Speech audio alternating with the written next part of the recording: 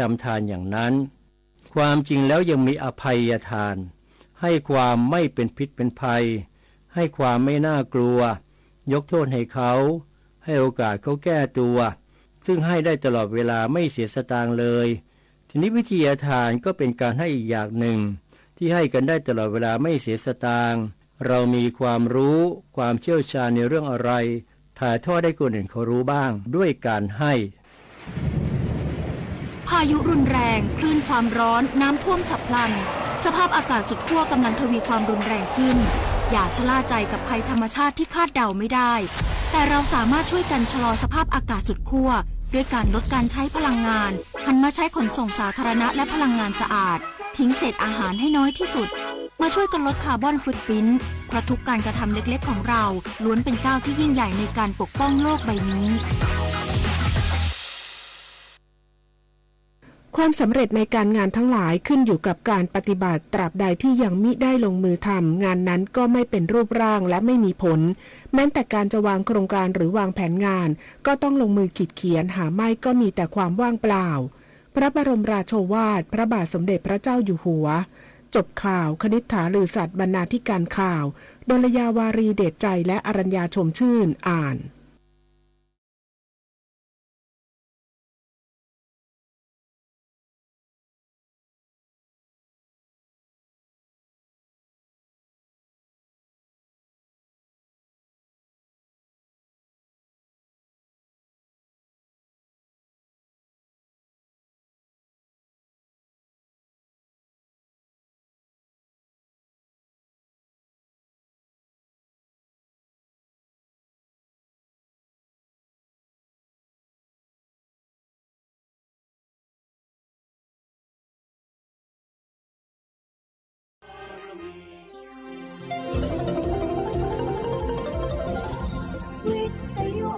ประเทศไทยให้ความรู้กู้ความสุขสถานีวิทยุกระจายเสียงแห่งประเทศไทยจังหวัดเชียงใหม่ AM 1476 กิโลเฮิรตซ์สถานีวิทยุภาคภาษาชาติพันธุ์แห่งเดียวในประเทศไทยที่มีความทันสมัยเชื่อถือได้สร้างอัตลักษณ์กลุ่มชาติพันธุ์สู่สากล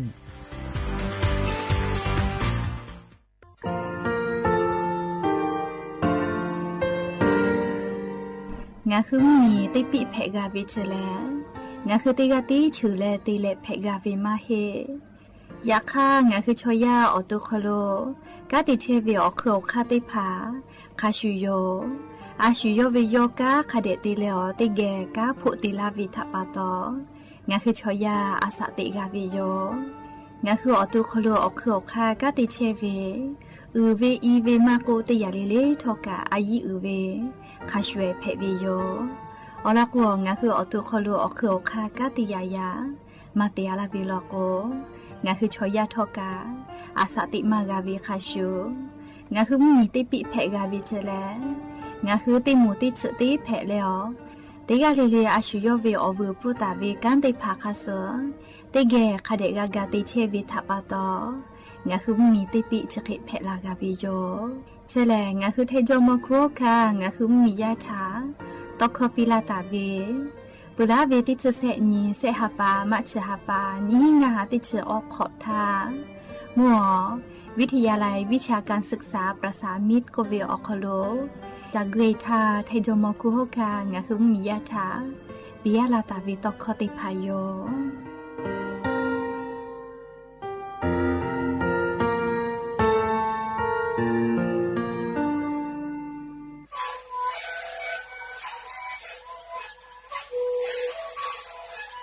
ชลิคูมาคุยกับแกเชวีออกข้อเชลแล้วหูเข้าก็คือออกทีจังหวัดที่ไหนเอ็มนาบาเต็งที่ออกมาสิขอกิโลเฮเต็งเลเลงหลอกเอาพ่อออยาก็ช่วยนาลีดูแลได้ชิ้นนาลีแล้วถูกไปออยาที่นาลีเคยแต่แล้วก็มาชาพยาเต็งเลเลแล้วหูข้อก็เชวีและงานแล้วหูข้อก็เชส่งมามาคาโบเมดิโซ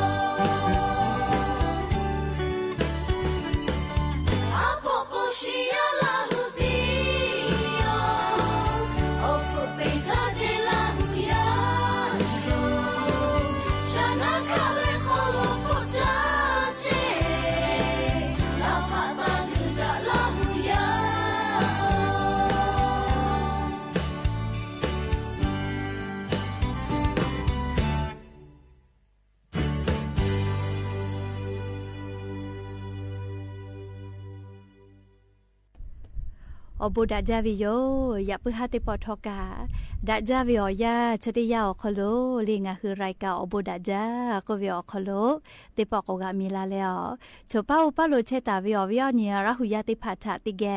อคอกะกอกะดะเกเชวิทัปปะตออรอปืติกาลิลิทาตาอุยอยาวิโอคโลละเซจาและ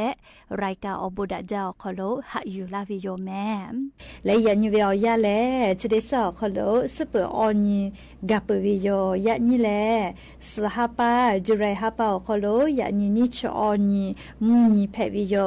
แล้วจะขอทอกันยี่หินเชงาขอสขอหาวิโอวิโอเนียระหุยาขอพ่อช่วยพ่อโลเชตาเว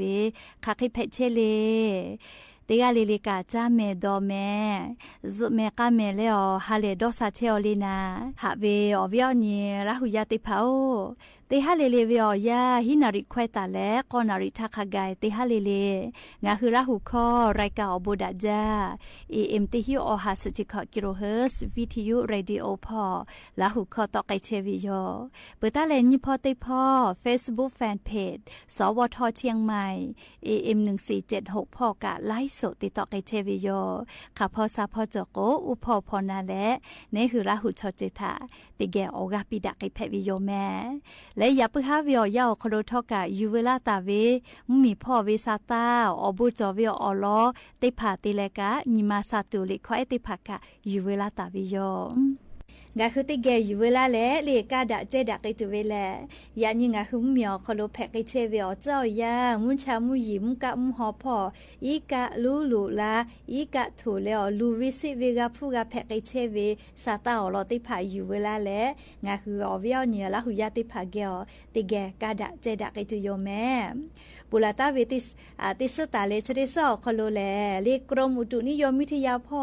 ตาเลกาลีละเจละฮะแพตอลาวิอจือพ่อต่อดาเลฟาพ่อกาติเชเวหน่วยงาปอพอก็เวกางาคือมีญาติพาทะมูหอมูยิโลพายุวิภาก็เวติดีกาลาตุเวทะมูยีลาจักเกตุโยเจแต่ก็แลงาคือให้มีกอคโลเขาพ่อเชพ่อโลเชตาวิมมียากูให้กูฟาตะแม่แต่ก็แลซาตาปิลาตาวิโยเลขโกไลจังหวัดลอกกากูให้กูฟาเวเลมูหอมูยิโลลาตุโยเจพายุวิภางาคือให้เหมียวคือลาตุโยเจก็แลลีไลพอกูให้กูฟาเวไลพอลอกกูให้กูฟาเวอคโล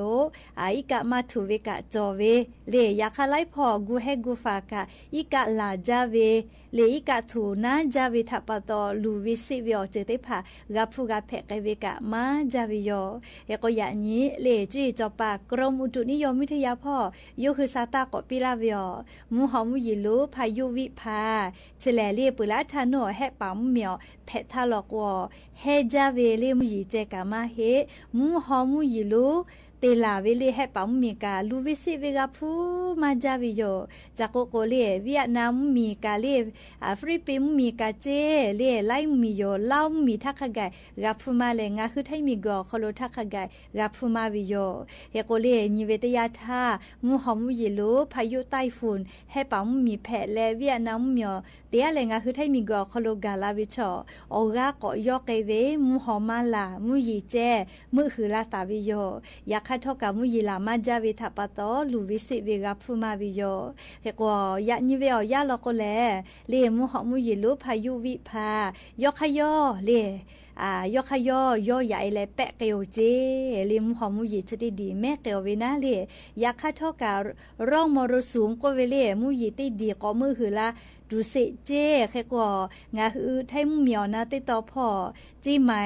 มาโกเลไลจังหวะอีกะมาถูแต่โดเลนิมาตาหิแม่เลี้ยวแล้วก็ร่องมรสุมติดีก็มือหือละเชลเจแค่กว่ามุยติปอกลาจาละก็อีกะลุยะละเลอีกะถูลาวิโยจะรับปตติกาเลกาซาตาคาเดพอหาอยู่แล้วกูให้กูฝาตะจีแม่แล้วก็ยันนี่เวลยาลิงาคือไทยเหมียวนะติดต่อพ่อโลมุยเบหุตาเวแลติฮาเวลคโลสุดสเปเซเบหุตาวิลอแม่เคก็ยันยิงาคือแท้มีอนาติตอพ่อโลมุยจอมาเวนาเลสุดสเปเซเบหุตาเวเนี่ยเวเตแขอคโลเชอเวนะมีกอหัวฮามุยจามาจาวิชอซื้อแปวิโยเนี่ยเวเตแขลก็มุยจอมาจาเวชิเลเวลก็กะจอมาเวและลิน้อยเวลก็มาจอเวนะเลอแขจะแค่ติแปตาวิโยเอก็ยันยิงาคือแท้มีอนาติตอพ่อโลกะมุยจอมาวิเนี่ยเวเตแขอคโลเชตาหิวิโยเลเตฮาวิอาสุดสเปเซเบหุตาวิเจเฮก็ติชะได้เผาคโลแลติกะติติมุยิลามาจักเกตุโยเจจังหวะเมฮอซอเลจีใหม่จีให้พายาวลางพูนสุโขทัยตากกำแพงเพชรอติชะได้เผาคโลกะยะนิเวอยะติกะติติแลมุยิลามาจักเกตุเฮเจเปื้อเลภาคอีสานพ่อกะขอสเปเซไทยมีกอก็จะติต่อขอสเปเซมุญิตอพ่อขอสเปเซไทยมีกอฮอติต่อมุยิยาลอลินสเปเซเจและกุธิพ่อกะขอสเปเซจิแม่ไลกานันขอกจอเวจะได้ป้อมุยิแม่คาทะปุยตุลิเจอลอกลาเวไลนเกาลิมุยิลาเวไลนเกาเฮก็จีจอปากรมอุตุนิยมวิทยาพ่อก็เวงาคือไทยมีกอคโลมุยิจอตาเวแลนี่ชกอนยคาไกเจเลมุยจอมาฮิเวลอแม่เลเฮกอนชเซนตาลินชงานนี่นะเลขอชเปอร์เซเตเลฮิชเปอร์เซเจยะญอนชอนี่เลเฮก็ซอปอนชงานนี้ขอชเปอร์เซตาเลฮิชเปอร์เซคาไกจอเฮวิจิแมมเตียเลนชขอนตาเลนชกอนอยู่เวอยากามุยจอเฮอยากคาอาจเลก็ย่อยาลาเวออชเปอร์เซตาเลขอชเปอร์เซอคโลเจเฮก็งาคือไทยมีก็คโลเลมุยนี่ชื่อนี่ฉันคนตาเล่นชกอนอยู่เวอยาเลมุยก็เกมาเวอไทยมีก็ฮอติต่อพอกะจะก็มาเกตุลอแม่เรียกค่ะเคกุทอกะมุฮอกคาติผาเก ปีปาปื้อเวเล่มาดอมากาเวกาลาปื้อเวนะปุลาทาเล่จะได้สอขลงงะคือจังหวัดจิ้งใหม่กะกูเฮจ้าอ๋อแล้วก็มุยีชอเล่มุยีดีชองะคือจังหวัดจิ้งใหม่พ่อกะมือคือลาวิจิก็มายักค่าเล่อลอหลูลาวิชอมูจังหวัดน่านพ่ออลอหลูลาวิเจจังหวัดน่านเลยจังหวัดจี้ให้พ่อใครแต่ละมุพ่อลามาจ้าเลยจิ้งใหม่กาลาวิชอมูยีมาจ้าเจ้าเวนะเรียกใครแต่ละชุดได้ปองงะคือจังหวัดจิ้งใหม่อ๋อขโลอีกะมากะทูวิโยเลยยักค่าทอกะนัวมือฟ้าพ่อเล่มุยีลาจ้าวิทัปตอนุติตอลอกกาอีมุยีเกอีกะตือวิจิอีกะหลอบิสิตอลาเลมือฟ้าพ่อกะเนกอติเตผาตุโกอีกะลูลูลาวิโยยักค่ามาจ้าจ้าเล่แค่ก็เตเฮแลเล่นัวแม่แต่พ่อกะเล่อีกะรู้อย่าลาวิโยให้พวกขอวิกะหลอนะลิกะมุยีลาเวมุยีกือเล่หลอกะขอรู้อย่าลาเลบิสิอาลาวิทัปตอมียะเนกืออติพ่อเชวิอติเตผาลอกกะอีกะลูลูลาวิโยเล่ยักกะจ้าจ้าวิเตไขตุโกมาฮิเฮนะเล่งะคือจังหวัดจิงใหม่ออคโลเฮกว่าเล่งะคือซาตาพ่อนิเวตยาทาเล่งะคือเตแกก่อนนิเกกะเวมุยีลาเลจ้าจ้าเวแล้วเวียเนี่ยละหุยาติเผามูจังหวัดน่านพ่อเจ้าก็มาเวียเนี่ยละหุยาติเผาจะได้ปอจังหวัดน่านอคโลแลเลียอีกะลูลูลาเลอีกะถูวินะลีอีกะหลอติผาบีซีเอเวทัปตอเลจังหวัดน่านพ่อปุลาตาวิออยาอฮักขอวิอคโลเลียจะขอคิตโตอีกะถูนาวิมากะฟูมากะเพจอฮิเจเลฮักกะจาอีกะถูจาวิโลเมเลจะมาไม่ถูวิมาเฮเลอาลาคิฮิเมตะกาวิเจยก็เยเบอวิโคกะตะกาวินาลีอีกะติผาเนกอติลอกกาอาเมฮะเลติเลเลอยาซอมทิลาเปาออนาลิตาเลคอนาริเวอยามุยิกะทิกอลาลิกะกะทิกอลุยาลาเลอีกะบิสิวิจิกะลอเลมัวจังหวัดน่านพ่อนะลูวิสิวิกะฟุมาจาเลจะได้ปอจังหวัดน่านพ่อกะฮักกะจาเยกะลิกะโกลุชเวเวอาลูลูลิมัวจังหวัดน่านพ่อเรีย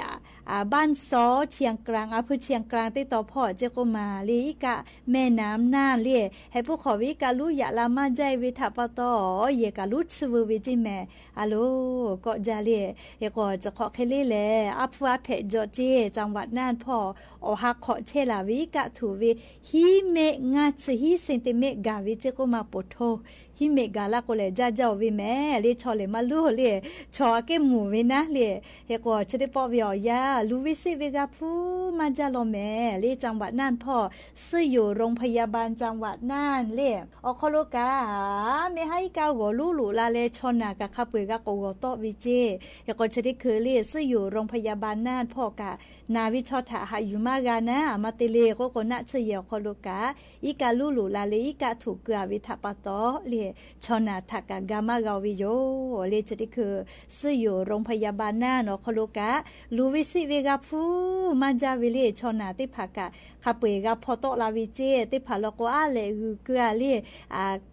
นาข้อซาโกตุเวเลออเซจิเกาวิติภากะกาโกเลซื้อยอเป้ากุยกามาถูกกอติอคโลเลนะชยอนาวิชอติภาทากาโกพอโตลาวิเจเลกุยกันนะญาณิเสเลก็เมจาเลอวิอเนี่ยละหุยาติภานาวิชอติภาคาปุยกะกะโกโกโตลาเวอีกะถัวละโกเลมีติภาคาปุยกะหุเปเวโกมาแค่กว่ามีมาลาโกนะเชเยกะเชมากาลีกะกะมาลาโกนะเลชะดาปะโตเลงะฮือไทมิงกอคโลจะได้คือชัวแกลูวิสิเวกาฟูมาจาวิเลจังหวัดน่านเจเฮก็จังหวัดน่านพ่อเชตาวิชอติเผาโปเลติกาลิลิกาญิมาฟูเลโอกาปิเจจังหวัดน่านชอติผาเลญิมาลูเวเลลูวิสิเวอเจ้ายาชติยาถาลีญิมาอยู่ติกาและภาคกาตัวโปเลจังหวัดน่านพ่อโลเชตาเวอีกาถูเลลูวิสิเวกาฟูเชเวชอติผาทาญิมาโอกาฟูเกปิจิแม่เลฮักกะจาเตเตโยเลเฮโกนิเวตยาทาพะเยอเมบูเวเลอะโลจังหวัดน่านพ่อพะเยอเมบูเวจอวิแม่เล ตอเสติแลเลชอยามีฮัตติเจนะหาเวตอคอยอดาเวก็เลจังหวัดนาพ่อกึกอติผาเยอเมบุเวจอเวก็มาเลเชเวอคโลกาอีกาวทุแลเวเนี่ยเรายาติเผาโนหัวหามัวเวขโยเลชอยามีฮันยูกาหาดาเวตอเสติดาเวอหัวหาจังหวัดนาเยวุสอแต่เวกะเลอีกาญาญิเลกอเปียเกาแม่เลก็จังหวัดน่านพ่อเมบุจาเวเลวัดภูมินอำเภอเมืองจังหวัดน่านพ่อเด้อติอเขาโลกะอีกะก็ทุแลผาเยติผาเมบุเวกึกอติอเมบุจาเวกะเลอีกะลูลูลาเลอีกะทูบาโปเจแค่ก็จูลูเลสะพานข้ามแม่น้ำปัวเลจังหวัดน่านพ่อกาอีกาวลูยาลาเลจูกาอีกาลูเทเฮเวเจเกลาลามาเกาเลจังหวัดน่านพ่อเลจะได้คือกาที่ลูวิสิวิกาพูเชวิโยแค่ก็ผู้ว่าราชการจังหวัดน่านกาเลหน่วยงานปพโมติพาจุยารัฐบาตาฮาติพากาลุยแล้วมียาอีกาถูและกาวิชอติพากากาโกตอปีเวเลแค่ก็นาวิโกวิชอนัชยอสกุปีเวเลจ้าตูดอตูนัชนะยติพายุโกปิเชเวกาที่เตกเชวิโยอเมหาตักกาดามีบาเลกาปิเชเวเลมียางาคือแทงมีชอฮาเลตูจอวินิคัสจาวิตยาจอวิเล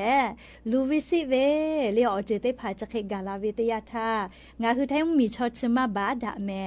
ตาคือกากาดาเวเลชอเจติกาเวมาเฮตูนุตุสะพื้นเมนทักขะไกกากาเวเลเคก็จะงาคือมีอคอโลเวดาจาเวเลมียาชมมียากากาดาเปื้อแล้วมีตาฮาติผาชอลิมียาลูกุสิกุกาลาก็แลอลอติมูกาลาวิเลตาฮาโยจิแม่เลเคก็งาคือมีอคอโลดาวิอเจจะได้พาแลเลคาเดกากาชื่อชิมปีเลอลอก็โยฮือกาญิมาโอกาจอเลวุสพอดาวิอเจได้พาทากาที่ก็จูจาติกายาตัวโปเลออกาคาเดปิแม่แกเคตแลลิชอจังหวัดน่านพ่อแก้วเรียกแค่กูมั่วก็ไกสาลีจังหวัดพะเยาพ่อกะอีกะถูเวแม่เรียจะได้ปองอ่ะคือแทงเหมียวนะติต่อพ่อกะเรียหลายจังหวัดเรียลูวิสิเวกาผู้เวเรียกแค่กูมั่วจังหวัดพะเยาพ่อเรียอำเภอเชียงคำก็เวติต่อพ่อกะจิเลอีกะลูลูลาเลอีกะถูเวนะเรียกแค่กูอำเภอปงลีจังหวัดพะเยาก็ล้อแม่ลีกะถูเวลีลูเวสิเวลักฟูมาเวลีอะโลจะได้ปอลักฟูมาจาล้อแม่ลีเคก็เตะลีจิให้พ่อกะก็ไกษาลีลูจิให้โอกะงาอำเภอเก่าจิแม่ลีจะได้คืออีกะถูเวเรียกแต่ละอีกะแม่เราอีกะหล่อลูกกะกาที่อุตะลาเลเลียมีฮาวิอยากลูยาลาเลยยาซ้อนน่ะลีจังหวัดจิให้อคโลกาลีจะได้คือลูวิสิเวกาพวกไกเชเวคาเปงาอำเภอเก่าเจอีกะถูเวเลจังหวัดจิให้พ่อกาลีลูวิสิเวกาพูมาเวลอเคเตเลกายะก็เลถนนไหมเลเตฮีเลน้องยาววิปะเป้าตอละคือติต่อพ่อกะอีกะถูวิเจกายเยติผาไกมาเกาจิแม่เลกายะก็โคโลอีกะถูวิจิแม่เลเฮก็เมหะกะตาลุลาวิเจยะขะยะซอกอนารินชอนาทิกะเลเลกายะก็โคโลอีกะบิซิอาลาวิเจเลเฮก็จิให้จิใหม่ไกเวยะก็กะวิปะเป้าติต่อพ่อกายะก็โคโลอีกะถูตาวิลอแม่เลวิปะเป้ากะจิแม่เลเฮก็ติแลจิให้พ่อกะนัวเลอีกะหลอนะเลอีกะหลอเลนักข้อหือติผักกะบิซิตอลาแลเลตัมโบรีกกพ่อกะอีกะลูลูเราจิแม่เลจะได้คือเวอยาวโคโลนักข้อหือล่ะนักกู้หือเลนักกู้หือโคโลเลนักกู้หือติผาอีกะจูเลอีกาจุลุจ่าวิอคลูบิสิโตเราจิแม่เลจาวาจิให้พ่อกะจุดิคือวิอยาเลสาตาพอหะอยู่วิอคโลคาเดกูเฮกูฟาตะแม่เลอลอโกจุดิคือวิอยาคโลจิให้พ่อกะอีกาลุเราเจคเตละเมหาวิอยาเลเมเซอเวอีกาติภากาเลนัวตาลาไซลมจอยพ่อเมเซกูกะบิสิเลลุลาวิจิแม่เลเมเซอกะอะโลเลญาณิเวตยาทาจุดิปออีกาลาวิชอจาวิลอแม่เรียกแต่แลจะได้คือนัวอำเภอเวียงแก่นพ่อเรียกจิให้พ่อแล้วก็กะอำเภอเวียงแก่นพ่อ พ่อกะมีกะปะเวยากอกะชีวิเจเกเกลาลากะมากะจีกะลูปะเวนะเลอะโลชริคือเวยอยาวคอโลเลยากอไลจักะเยมากะโลเมเลเคกงะหุระหุยาเกเกลาลาเวกะสาตาติภาคะเดพอนะเลนัวบ้านพิทักษ์ไทยบ้านร่มโพไทยไกคืออยากก็พ่อเจเรียผู้เวียแก่นพ่อกะจะได้คืออยากก็มีปะวิจิกาลูกปะเวนะเรียกก็จีให้พ่อกะจะได้คือกูให้กูฝาเชวิโยเรียผู้ว่าราชการจังหวัดจีให้พ่อกะจีให้อคโลอีกาถูกกอตีเตพอคโลนีแลกาปิไกเชวิโยเรียกก็จะได้ปออีกาถูเวแลอำเภอเทิงเล่อำเภอพยางเมนไร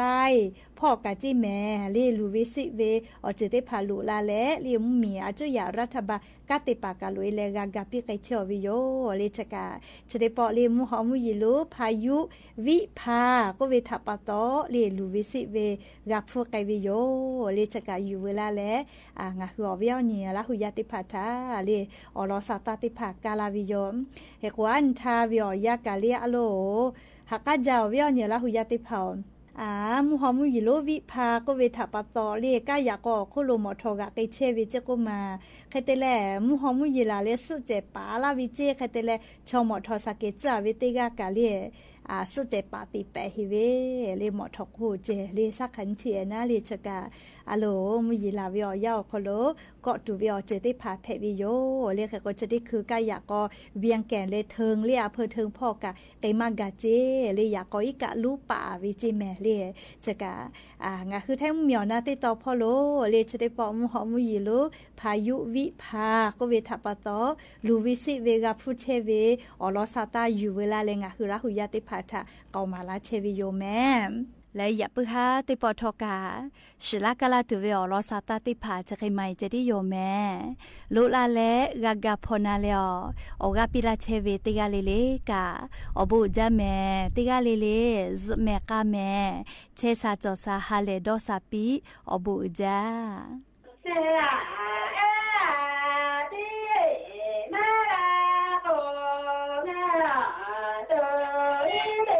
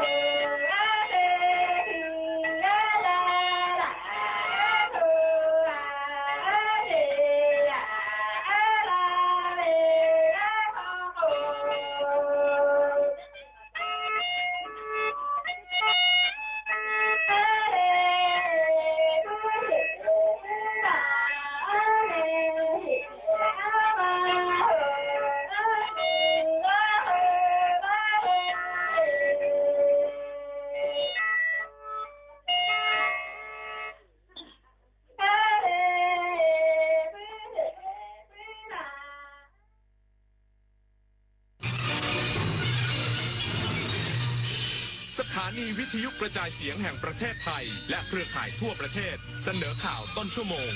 รู้เร็วรู้จริงเกาะติดทุกสถานการณ์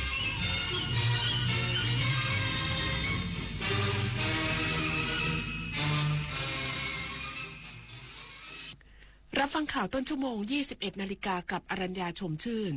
นายภูมิธรรมเวชยชัยย้ำยังไม่จำเป็นต้องดึงองค์การต่างประเทศเป็นตัวกลางเจรจายุติปัญหาชายแดนไทยกัมพูชาอีกสักครู่กลับมาติดตามรายละเอียดค่ะ รู้ไหมว่าโรคพิษสุนัขบ้าติดต่อสู่คนได้และหากแสดงอาการแล้วไม่มีโอกาสรอดถูกสุนัขหรือแมวกัดข่วนหรือแม้แต่เลียบาดแผลอย่ารอช้ารีบล้างแผลด้วยน้ำและสบู่ให้สะอาดแล้วไปพบแพทย์ทันทีเพื่อรับวัคซีนป้องกันจำไว้วัคซีนช่วยชีวิตได้โรคพิษสุนัขบ้าป้องกันได้ถ้ารู้ทันและไม่ประมาทอย่าชะล่าใจถูกกัดถูกข่วนถูกเลียบาดแผลรีบฉีดวัคซีนทันทีถนนดนตรีไลฟ์เดือนกรกฎาคมพบกับศิลปินนอนเปลผู้เฮกล่อมความฝันด้วยบทเพลงปลูกใจจุ้ยสุบุญเลี้ยงพร้อมวงขมนเด็กๆจากโรงเรียนเล็กในทุ่งกว้างบุรีรัมย์วันพุธที่30กรกฎาคม2568เวลา 18 นาฬิกาณห้องออดิทอเรียมอาคารศูนย์ปฏิบัติการถนนวิภาวดีรังสิตกรุงเทพมหานครติดต่อเข้าชมฟรีได้ที่ Facebook ถนนดนตรีเรายังเป็นนักเดินทางเมื่อเราก้าวทันเราต้องรักษาพัฒนาและส่งเสริมผลประโยชน์เพื่อความก้าวหน้าสู่ยุทธศาสตร์ที่สำคัญเราพร้อมผลักดันกิจกรรมเชิงรุกที่สร้างสรรค์ในทุกมิติรวมทั้งสร้างสรรค์ความเข้มแข็งในภูมิภาคที่มีอาเซียนเป็นศูนย์กลางเราสนับสนุนการส่งเสริมและเชื่อมโยงในเวทีเจรจาการค้าการลงทุนเรารักษาสันติภาพเสถียรภาพความมั่นคงและความมั่งคั่งประชาคมอาเซียนประชาชนเป็นศูนย์กลางเราไม่ทิ้งใครไว้ข้างหลังมหานครแห่งอาหารและบริการหาล้านสู่ตลาดโลกซอฟต์พาวเวอร์ด้านอาหารปลากุเลาเค็มตากใบนราธิวาสไก่เบตงยะลาปูทะเลปัตตานีโคพันธุ์พื้นเมืองและแพะวัตถุดิบชั้นเยี่ยมของท้องถิ่นได้รับมาตรฐานอาหารสากลและอาหารหาล้านผลักดันให้เป็นพื้นที่มั่นคงทางอาหารสร้างเศรษฐกิจชุมชนเพื่อยกระดับคุณภาพชีวิตภายใต้ระเบียงเศรษฐกิจหาล้านจังหวัดชายแดนภาคใต้รักษาราชการแทนนายกรัฐมนตรีย้ำไทยยังใช้ปฏิบัติการทางทหารดูแลประชาชนและรักษาอธิปไตยอย่างเต็มที่จึงยังไม่จำเป็นต้องดึงองค์การต่างประเทศเป็นตัวกลางเจรจายุติปัญหาชายแดนไทยกัมพูชานายภูมิธรรมเวชยชัยรองนายกรัฐมนตรีและรัฐมนตรีว่าการกระทรวงมหาดไทยรักษาราชการแทนนายกรัฐมนตรีกล่าวภายหลังการประชุมสภาความมั่นคงแห่งชาติวาระพิเศษ ที่มีคณะรัฐมนตรีผู้แทนเหล่าทัพเข้าร่วมประชุมว่าขณะนี้ยังไม่มีการพูดคุยระดับรัฐบาลของทั้งสองประเทศเพื่อให้เหตุการณ์ยุติจึงต้องดำเนินการตามคันลองที่เกิดขึ้นยืนยันไม่มีการปกปิดข้อมูลแต่พื้นที่ชายแดนเป็นเรื่องละเอียดอ่อนจึงยังไม่สามารถเปิดเผยได้โดยเฉพาะด้านยุทธการเพราะจะทำให้ฝ่ายตรงข้ามรับทราบความเคลื่อนไหวรวมทั้งต้องระมัดระวังเรื่องข่าวลือเพื่อไม่ให้เกิดความรุนแรงไปมากกว่านี้ขณะที่กองทัพจะปฏิบัติการให้ทุกอย่างยุติโดยเร็วที่สุดโดยยังไม่จำเป็นต้องดึงองค์การระหว่างประเทศมาช่วยเจรจาเนื่องจากขณะนี้อยู่ในขั้นตอนดำเนินการแจ้งให้องค์การระหว่างประเทศรับทราบพงศ์ธิดาวิทยานนท์รายงานข่าวด้านกระทรวงการต่างประเทศยื่นหนังสือประท้วงไปยังสหประชาชาติและประเทศภาคีอนุสัญญาออตตาวาหลังกัมพูชาละเมิดบูรณภาพแห่งดินแดนและไม่เป็นไปตามหลักกฎหมายสากลนายมาริศ เสงี่ยมพงศ์รัฐมนตรีว่าการกระทรวงการต่างประเทศเปิดเผยระหว่างปฏิบัติภารกิจเข้าร่วมประชุมเวทีหารือทางการเมืองระดับสูงว่าด้วยการพัฒนาที่ยั่งยืนณสำนักงานใหญ่สหประชาชาตินครนิวยอร์กสหรัฐอเมริกาว่าไทยได้ใช้เวทีหารือระดับสูงของสหประชาชาติชี้แจงสถานการณ์ชายแดนไทยกัมพูชาพร้อมย้ำจุดยืนของไทยในการแก้ไขปัญหาด้วยสันติวิธีผ่านการเจรจาทวิภาคีอย่างจริงใจซึ่งไทยได้ยื่นหนังสือประท้วงไปยังสหประชาชาติและประเทศภาคีอนุสัญญาออตตาวาหลังพบว่ากัมพูชามีการใช้กับระเบิดแบบสังหารบุคคลในเขตแดนของไทยจนทำให้พลเรือนและกำลังพลบาดเจ็บและเสียชีวิตถือเป็นการละเมิดบูรณภาพแห่งดินแดนและไม่เป็นไปตามหลักกฎหมายสากลโดยเฉพาะอนุสัญญาออตตาวาที่กัมพูชาเป็นภาคีร่วมลงนามด้วยนอกจากนี้ยังได้มีการหารือทวิภาคีกับผู้แทนระดับสูงจากหลายประเทศ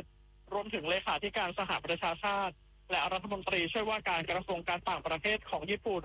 ในฐานะประธานภาคีอนุสัญญาออตตาวาประจำปีนี้เพื่อให้รับทราบข้อมูลข้อเท็จจริงจากฝ่ายไทยโดยตรงพร้อมยืนยันตลอดเวลาที่ผ่านมาไทยยึดมั่นในหลักกฎหมายระหว่างประเทศและเปิดประตูสู่การเจรจาอย่างต่อเนื่องต่างจากกัมพูชาที่ไม่ให้ข้อมูลอย่างครบถ้วนต่อประชาคมระหว่างประเทศและยังมีความพยายามบิดเบือนว่าไทยไม่ยอมเจรจาและไทยยังคงยึดมั่นในแนวทางสันติวิธีในการแก้ไขปัญหาและให้ความสำคัญสูงสุดกับความปลอดภัยของประชาชนทุกคนศักดิ์ทวี ศรีวิบูลย์รายงานกองทัพบกสรุปผลการตอบโต้โจมตีของกัมพูชาในวันแรกสำฤทธิ์ผลตรงตามเป้ายืนยันต้องดำเนินการตามความชอบธรรมและกฎหมายระหว่างประเทศพลตรีวินไทยสุวารีโฆษกกองทัพบกแถลงสรุปสถานการณ์สู้รบชายแดนไทยกัมพูชาที่เริ่มเปิดฉากปะทะตั้งแต่ช่วงเช้าที่ผ่านมาโดยยืนยันว่าไทยไม่ได้มีเจตนาหรือแรงจูงใจโจมตีฝ่ายกัมพูชากองทัพบกดำเนินการภายใต้ความชอบธรรมตามกฎหมายระหว่างประเทศในการใช้กำลังตามกฎบาทสหประชาชาติมาตรา 51 สามารถใช้กำลังป้องกันตนเองจากการถูกโจมตีด้วยอาวุธจากฝ่ายกัมพูชาและการตอบโต้ฝ่ายไทยมุ่งทำลายเป้าหมายทางทหารเท่านั้นนอกจากนี้ผู้บริหารทั้งฝ่ายไทยและกัมพูชาต้องหาทางเจรจาในระดับรัฐบาลและทุกฝ่ายที่เกี่ยวข้องเพื่อหาแนวทางสันติวิธีแก้ไขปัญหาต้นเหตุทั้งทางตรงและทางอ้อมเพราะไม่ต้องการให้ประชาชนทั้งสองประเทศต้องได้รับผลกระทบจากเหตุการณ์ที่เกิดขึ้นส่วนการสูญเสียของฝ่ายกัมพูชายังไม่ทราบข้อมูลอย่างเป็นทางการและยังประเมินไม่ได้ว่าการเปิดปฏิบัติการครั้งนี้ต้องใช้เวลานานกี่วันแต่เชื่อว่าต้องใช้เวลาอีกสักระยะหนึ่งแต่ปรารถนาให้จบลงอย่างรวดเร็วและสั้นที่สุดทั้งนี้โฆษกกองทัพบกสรุปว่าปฏิบัติการในวันนี้สำเร็จตรงเป้าไม่ได้ผิดไปจากที่คาดการไว้ยืนยันว่าการปฏิบัติทางทหารต้องอยู่ในกรอบกติกาสากล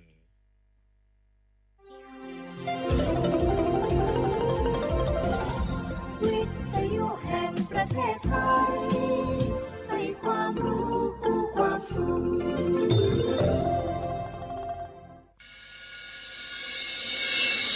สถานีวิทยุกระจายเสียงแห่งประเทศไทยจังหวัดเชียงใหม่ AM 1476 กิโลเฮิรตซ์สถานีวิทยุภาคภาษาชาติพันธุ์แห่งเดียวในประเทศไทยที่มีความทันสมัยเชื่อถือได้สร้างอัตลักษณ์กลุ่มชาติพันธุ์สู่สากลฮัลโหลสวัสดีครับพี่น้องอายุอันนี้เดือขยาวโฆษณาไกกะกอ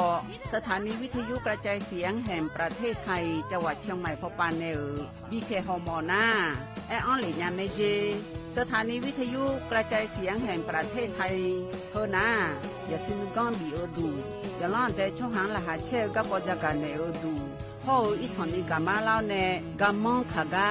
gái cơ nhà ở nhiềuโฆษณาbị cái mỏ nhà lẹ nhưng mà ông na cả ngày liễu nè ngày cho nhà ngà nhiều cả ở sông bồ na họ ni chăm nhỏ ngà sung nhị xì cô chăm nhỏ cô ye lấy ngà đi trái thì bồ na họ ni chăm nhỏ quỳ nhị cô ye ngà xì quỳ lấy ngà nhiều mà giữa gờ nhà Kha cha menu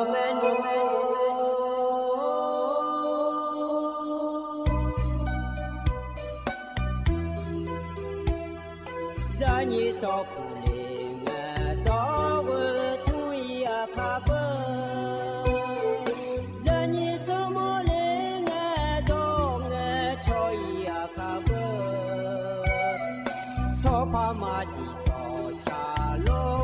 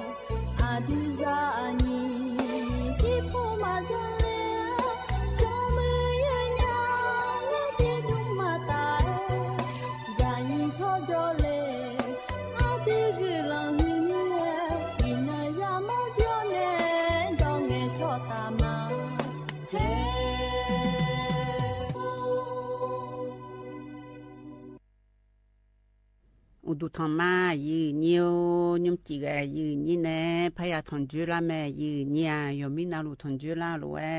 ayam nào thì la du nào thì vừa làm nè chế làm cái nhiều thằng chú la nè các con thì dễ chứ phải là jaga nè la mẹยืนnhà nhưng chỉ làยืนnhư nè thằng chú la ở đượcเขาanhน้องน่ามองที่นอกก็ละงาอินน่ะบาลาสีน่ะคนนี้chế laและคู่สีอาโขนาขอนี้แช่ที่โหมีชมอันนองนาขอนี้วันพฤหัสอันนองกลางายืนยาวัดที่นี่ชื่อสิวัดที่นี่ชื่องันนองบาลาสีเสียงสิเลกาคนนี้พังอายาตากูชื่อเย่โหอายามไว้ที่น้องสาที่น้อยเบลาจีอีกอยู่ดูมาควายยืนยาอินน้อยวัดที่นี่ชื่อเบลาสมัยหล่อบาลาสีแต่ที่จอดูน้าคนนี้ยศยพัดดูเลยซอยแม่ยืนเนียวยดื้อมาข้อมังเงยยืนเนี่ยไอ้ยามไอ้ที่น้องสาธิน้อยเบลาจีกันรอยืนเนียวถึงมีแนวย้อนนาลูเอ็นเนลูลูเออันจิมาสามาและหนูนาคนนี้นิสอแผ่และมาดอนี้โยฮาหนูยมือดูเลยไงอันดอมเป็นเนี่ยมันดานาโยฮามดวงกัดดอนชื่ออามามูกัดดอนชื่อแม่ยืนเนียวโยฮานาลูกาบีไม้หรอที่น่านาวทุดูเลยน่าละฮะเช่ก็กอแต่ยาทำผู้ยาทำจุ้ยยืนเนี่ยไอ้คนนี้ที่นาคนนี้ที่เฮ้ยหนูสาวยายืนเนียวอยู่วันนั้นตะโกแม่ยืนเนียวอยู่โจนาลูละฮะเช่อันน้องแต่และมังเงยยืนเนี่ยที่ปัวนาละฮะมาเช่อันน้องคนนี้ยาแม่รออยู่หันแน่รอยืนเนียวถึงมีแน่ไอ้ยามที่ยอดจื้อยูนในมือดาราแม่ยืนเนี่ยอีนุ่มค้างนางกันเจรอยืนเนียวพมาพอเย่ในรอชอบพายุวิพาและคู่เธออุเจจะแลอุเย่แล้วเนี่ยช่วยยันเดเล่แลยืนเนียวจึงหัวดูนะคนนี้ดิมาขยาเธอเจมามือจ่อมาจีฮามือจ่อมาพมาพอจ่อเธอเดือขยันเดเล่คนนี้ยมยามอแม่รอคนนี้อีสอนนี้เดเล่ที่กาดูเล่แล้วเงินนะคนนี้จะว่านั่งรอยืนเนียวอยู่ดื้อมาเดเล่งาช่วยยังรอยุ่งเกินนี้คนนี้เดยืนเนียวเดยุ่งเกินก็มาอีเบื่อไงยุ่งอินน้อยก็ไงเกินนี้เราจีทอพอรอยืนเนียวแต่มีแน่เฮก็งามาหยมก็ดูนะคนนี้มีน้องบอบจามีน้องบอบจานะคนนี้ miao na mà che u yo tu ma ye mia le de le lo mio yo ko ba da de le lo yi nyo na nyu so du na ko ni nga ma yo khua ne som mo an tha ho na ko ni nyu cha po na ma pha yo an nga je nyu cha po pha yu wi pha la ko hum na di ma je ma mo la he ju dong biao thơ na ma pha nu yang ho nga de yi nyo de tu mi ne in non ja gan ne ho ga yi ni de kha ya yo mia ga la che la du lo ít chụp bị đâm biang họ đã, 我啥啥的啊，伊nhà姑nhà伊nhà long anh chỉ姑nhà伊nhà tất cả姑ấy thôi ít chụp đâm biang liền này cho hai giờ hai mà giáo thôi thì tí phát姑ga, yo chỉ mà nói nghe mì già họ mà bị dùng này là ít chụp họ mà bị này này yo chỉ na lula na chỉ na thấy yo hai cho giờ hết tí xả lao lo伊nhiều, họ mẹ họ giờ họ mà giờ là cho xa lấy họ yo xa, cà phê đó mỏ cà phê đó họ mà giờ gan nhị bơ gan nhị họ này thế à vô trong này yo này họ được đại nhà nga là ít chủ mà ya dùng nhiều trong thời đại các con lo nhiều họ cái chỗ cái là mình hồ xã hội mẹ chỉ nó hồ à du na họ nè nhiều bà lu chứ này nhiều hay in nói bà lu chứ cả nhiều cáiอยู่นะพยาบาคาแม่เนี่ยloแต่มีเนี่ยบาคาbà lu họ nè bà lu thà chứ na nhưng mà yo xa nhàเนี่ยlo yo họ nhiều mà ya cho yêu mẹ từ mình này như được khai được cái mình bảo lưu sao được cái anh cứ gì ngã lạiอยู่haiอยู่mà lố nhiều tôi lúc bây giờ gì nãy bắt đã thở nãy tôi lúc bây giờ họ chỉ mà ngay gì con giảm na lo nhưng mà yêu lên mà anh nhang anh này như uye phụ là hơi uye lên nãy cái uye như họ có sao mấy gì nhiều thế cái tôi hai nhang anh này hai hai cái này lo bán này ở trong mà phơi uye hơi chua ya chúng ta đồng phiền ngay như nha từ mình này chỉ mà mở cho từ cái yếm nhà gà nữ yang du nữ yang đậu du ấy là gì nhiều chỉ mà mở na phải uy phá ấy thầm na mà phá lang ăn ngà gì ít chủ lo uye trả lại mà lang ăn mà ngờ từ cái mấy nam pi ít chủ na ở đó này đồng biang liêu cái thằng ông trắng khang hơi đỡ lo đậu bao đỡ từ cái từ cái con mấy khang cho đỡ ít chủ lo gò lo uye bờ gì nhiều lo à bắt thọ cái ho mình nó hồ xào lại từ mà nhà mình nó hồ dưới lại ở hạt sạch dễ phụ lão còn nè mà làm bút sao dễ xí lại như bút sẽ luôn là bút gà to giá ở từ giá xí dưới lại ở cái phàm la lo thôi giá chỉ thôi đó nó mòn to ấy thôi yếm nhà gì nhiều thì bọn na bỏ thôi lo mà xa bỏ thôi tôi lo đòn thôi na còn nè xí ya lại bỏ lại mà ngân na là sao còn nè gửi lên na ít chỗ này bị đòn lại xí lang à nhà từ mình này nhỏ nhà chỗ bữa lo hết mà phô bát dễ lại từ bên này như thật thì à tu na còn nè mình nó khổ na còn nè tôi ở mía lo na từ nó khổ tu na còn nè rồi na lúc họ lừa đa lại lúc họ lừa đa cho nè nhưng mà xa lại cho đua lo nhiều na hệ như chấp bộ tu na còn nè mà phát đồng biang lên ngà dễ hơn na chú họ phát đồng biang lên lại tôi lo giá phải gana còn nè phải giá cả đa này lo mà miệng cái cho từ mang cái gì hôm mà hôm mua de hôm giảm hôm mà mua na đồ na hôm mà đòn de hôm mà đồ na hôm mà đều chỉ nó mà anh nhiều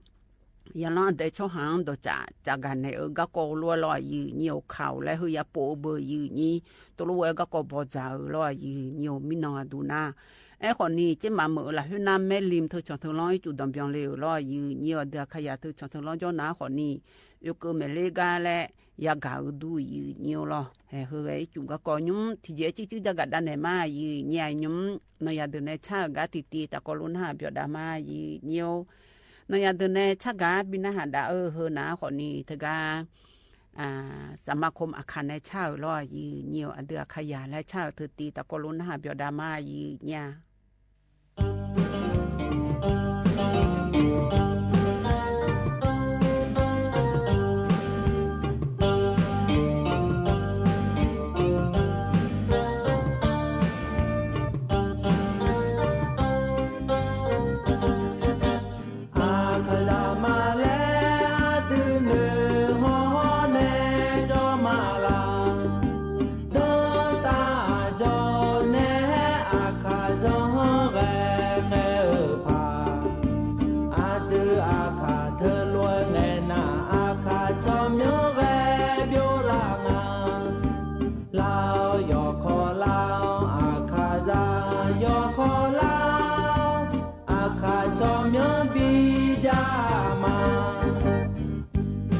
苏米欧雷那卡上最后没些送票，路上最后要拉生节嘞，你那个你到达家路哎，我那苗呢，阿不要卡啥，你搞路wel呢，用咋那里嘛？阿卡啥嘛嘞，阿杜呢好呢着那，阿杜就嘞阿卡啥好的着个哟，要么呢他阿卡吉他阿不苏米欧呢个咯，阿杜有你们弄错，一个路还来接马嘞阿卡扎，老有可老阿卡扎有可老，阿卡做苗拉萨嘛。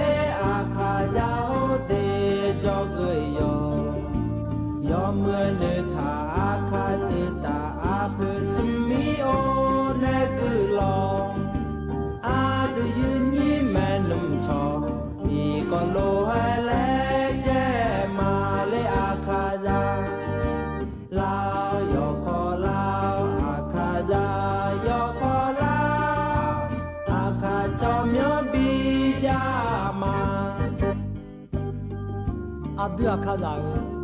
炒酒炒茶嘞，米茶好大，妈妈家啥子比较毛呐？阿杜阿卡子，要阿闹，做个的。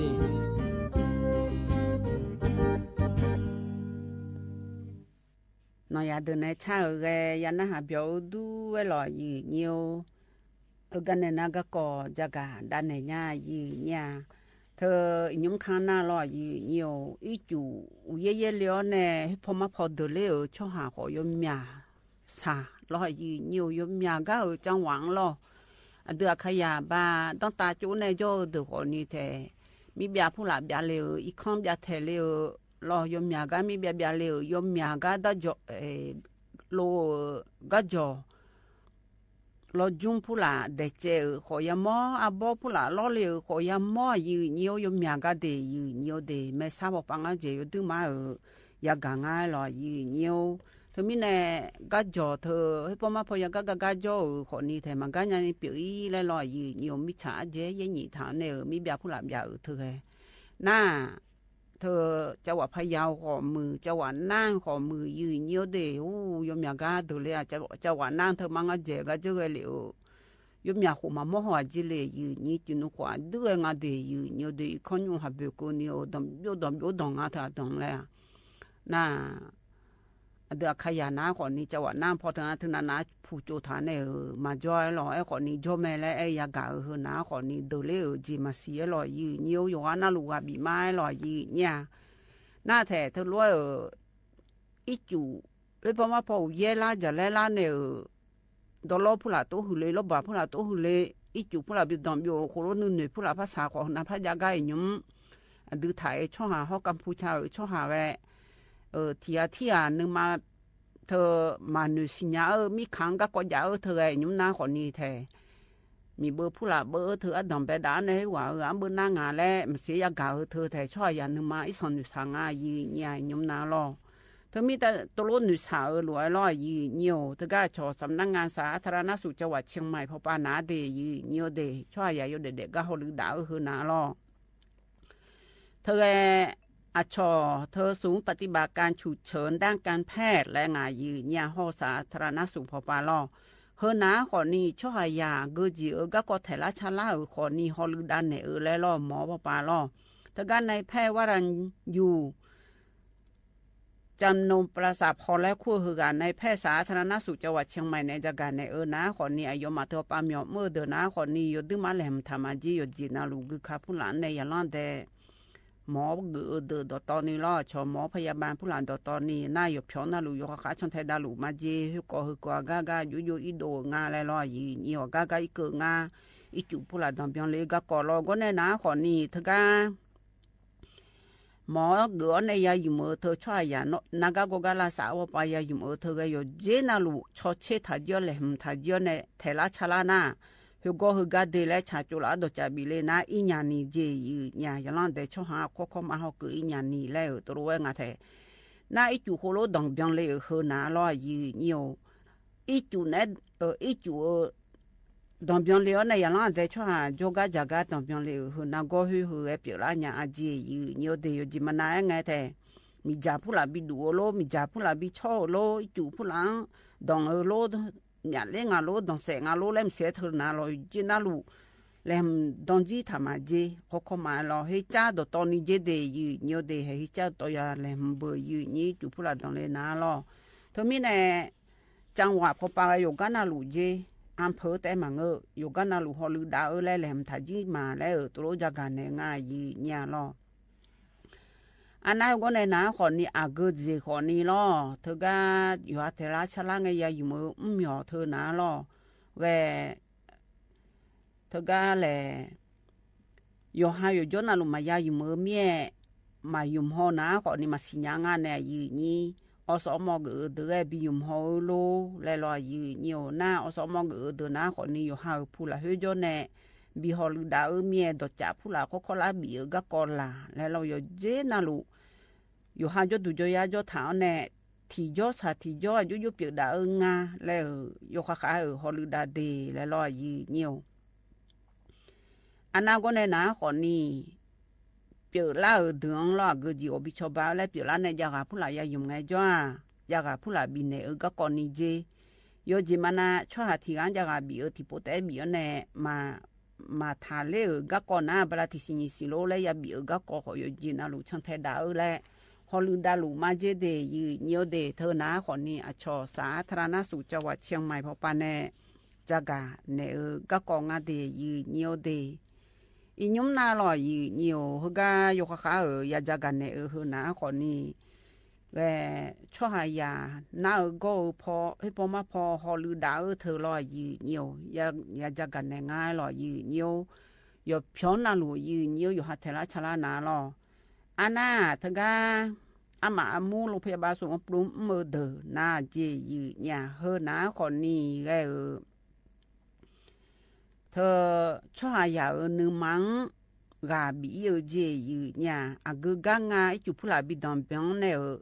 สาวเดือนนั้นนึกมาบินสาวจมเมียรอนึกมาบินจมเมีย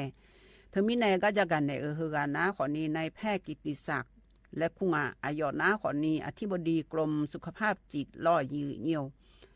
นึมามือพอปาฮอลดายกคือเกลือกังอันเดทัวปาพองเดน่าชนนโยบายและงานยืเนี่ยทัวปาพองฮอลดาแล้วก็กอยาจากันเนี่ยเฮนาขอนี้ยมือพะหาเกือเนี่ยยกกันนาลูอดีมาถ่ายมือละเฮน่าอชอสาธารณสุขพอปาเนี่ยเธออชอพายุโซร้องวิพาและงานแต่จะเล่อุเยกำลังเนี่ยเดเล่กานาขอนิยกานาลูยมือพาบิฮอลดาอำเภอจังหวัดยกานาลูเดยืเนียวเดรอน่าเธอก็จังหวัดเชียงใหม่จังหวัดน่านจังหวัดพะเยาจังหวัดเชียงรายจังหวัดแพร่จังหวัดลำพูนห้องแม่ห้องสอเธอก็แกอันที่มาผ้าเหนือปังอะไรอยู่ข้าวหรือดาวก็ก่อรอยยืเนียวเฮนะก่อนนี้นึงมาอยู่ข้านึกเกลืออยู่ข้าฮอลิดาเดย์อย่าล้านแต่ช่องหางคือกระเจือเลยน้ำมาเชและตัวรู้ว่าไหนง่ายเนี่ยเธอบีชอบบ้าและหลัวเดิมมังเจและลอยอยู่น่าก็ในมาลูมาลายานี่จะชินแต่ยาอยู่เดโลชอบมอบมาโลยาโลและลอยอยู่ข้อละชอบบ้านเนี่ยและตัวรู้ง่ายเนี่ยเธอก็ยังอีจุผู้หลายบิดอนเบียงเลยเนี่ยเดเลยเดือง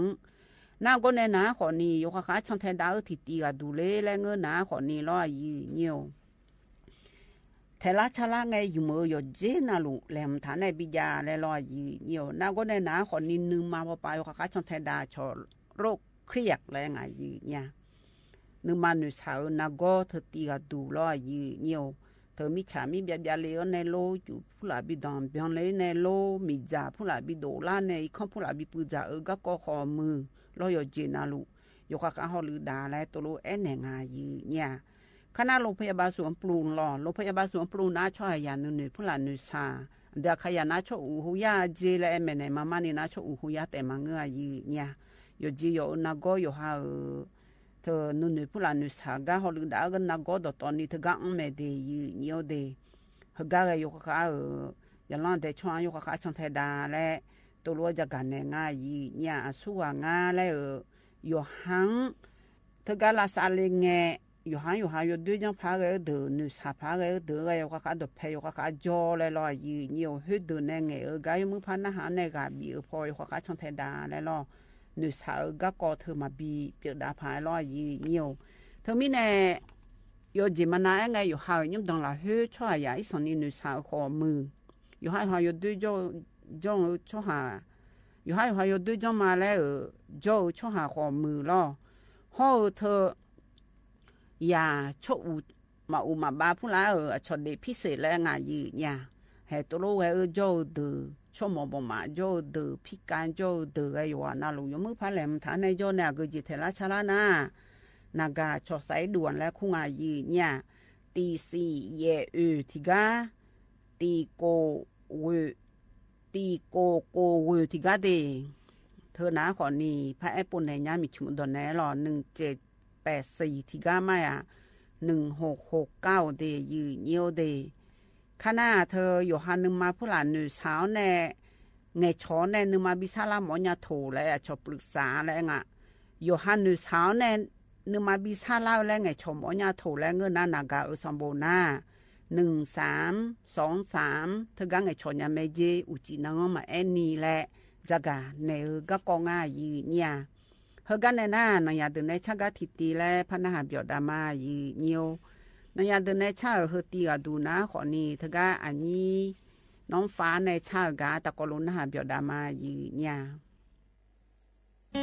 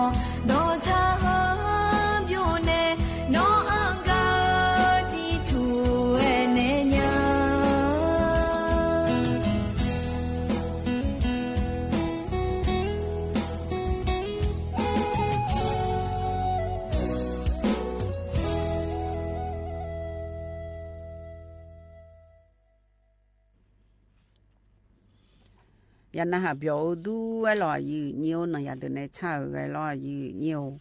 อีนุ่มน่าลอยยืเนียวอุเย่โคโลเย่เลยอันในดอลลาร์ผู้หลักโคโลลัวโชว์ทายาเห็นชาไอ้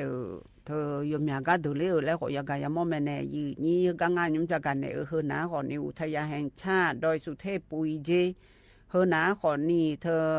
ไอ้ยุ่งขาหน้าก่อนนี่ดอเดมาบิกาเลนี่ที่แฮพิเทเจเดยืเนียวเด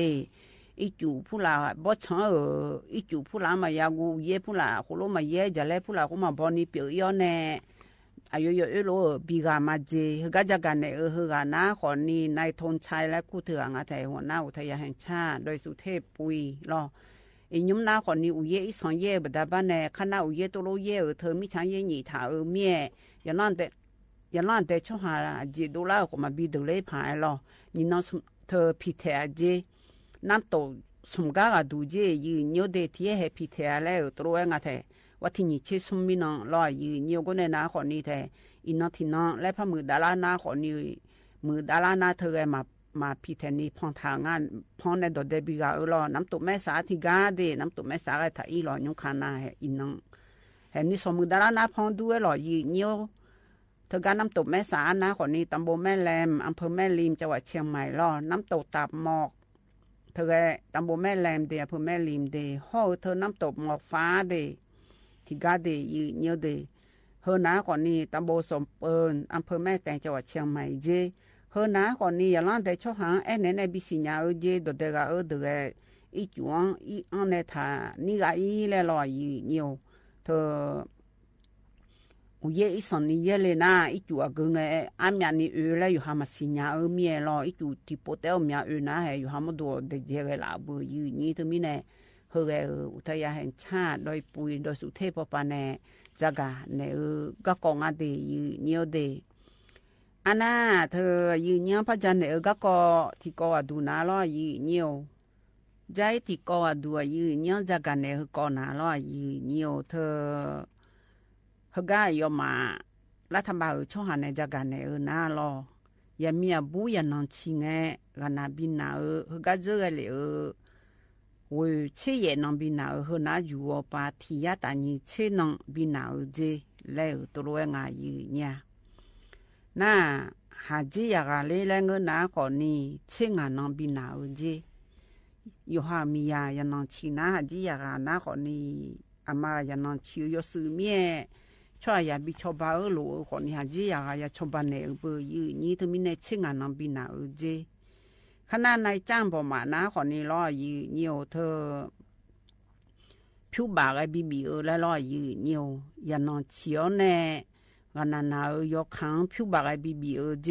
แล้วตัวง่ายยืนเนี่ยน่าเฮาก็ในนะคนนี้รอยืนเนียวเธออย่าจะสามารถดูล่างไงขอมือรอยืนเนียวอย่าจะสามารถดูล่างแน่เธออามาดาบีโลบีโจโลงาลาและนาลอยยืนเนียวแวกันนาบีนาเจอย่าฮือมามือดาราฮือเกินนี้ผิวบากไอบีจานในลอยยืนเนียวไอ้ก่อนนี้ผิวบากก็บีเน่เพื่อที่ปากดูแลบีเน่ง่ายยืนยามจำนี่มาบีเน่นี่ลอยยืนเนียวน่าก็ในนาก่อนนี้ถ้าก้าวสวยเน่รวยหาจีอยากอะไรเช่นงานน้องบีนาเจ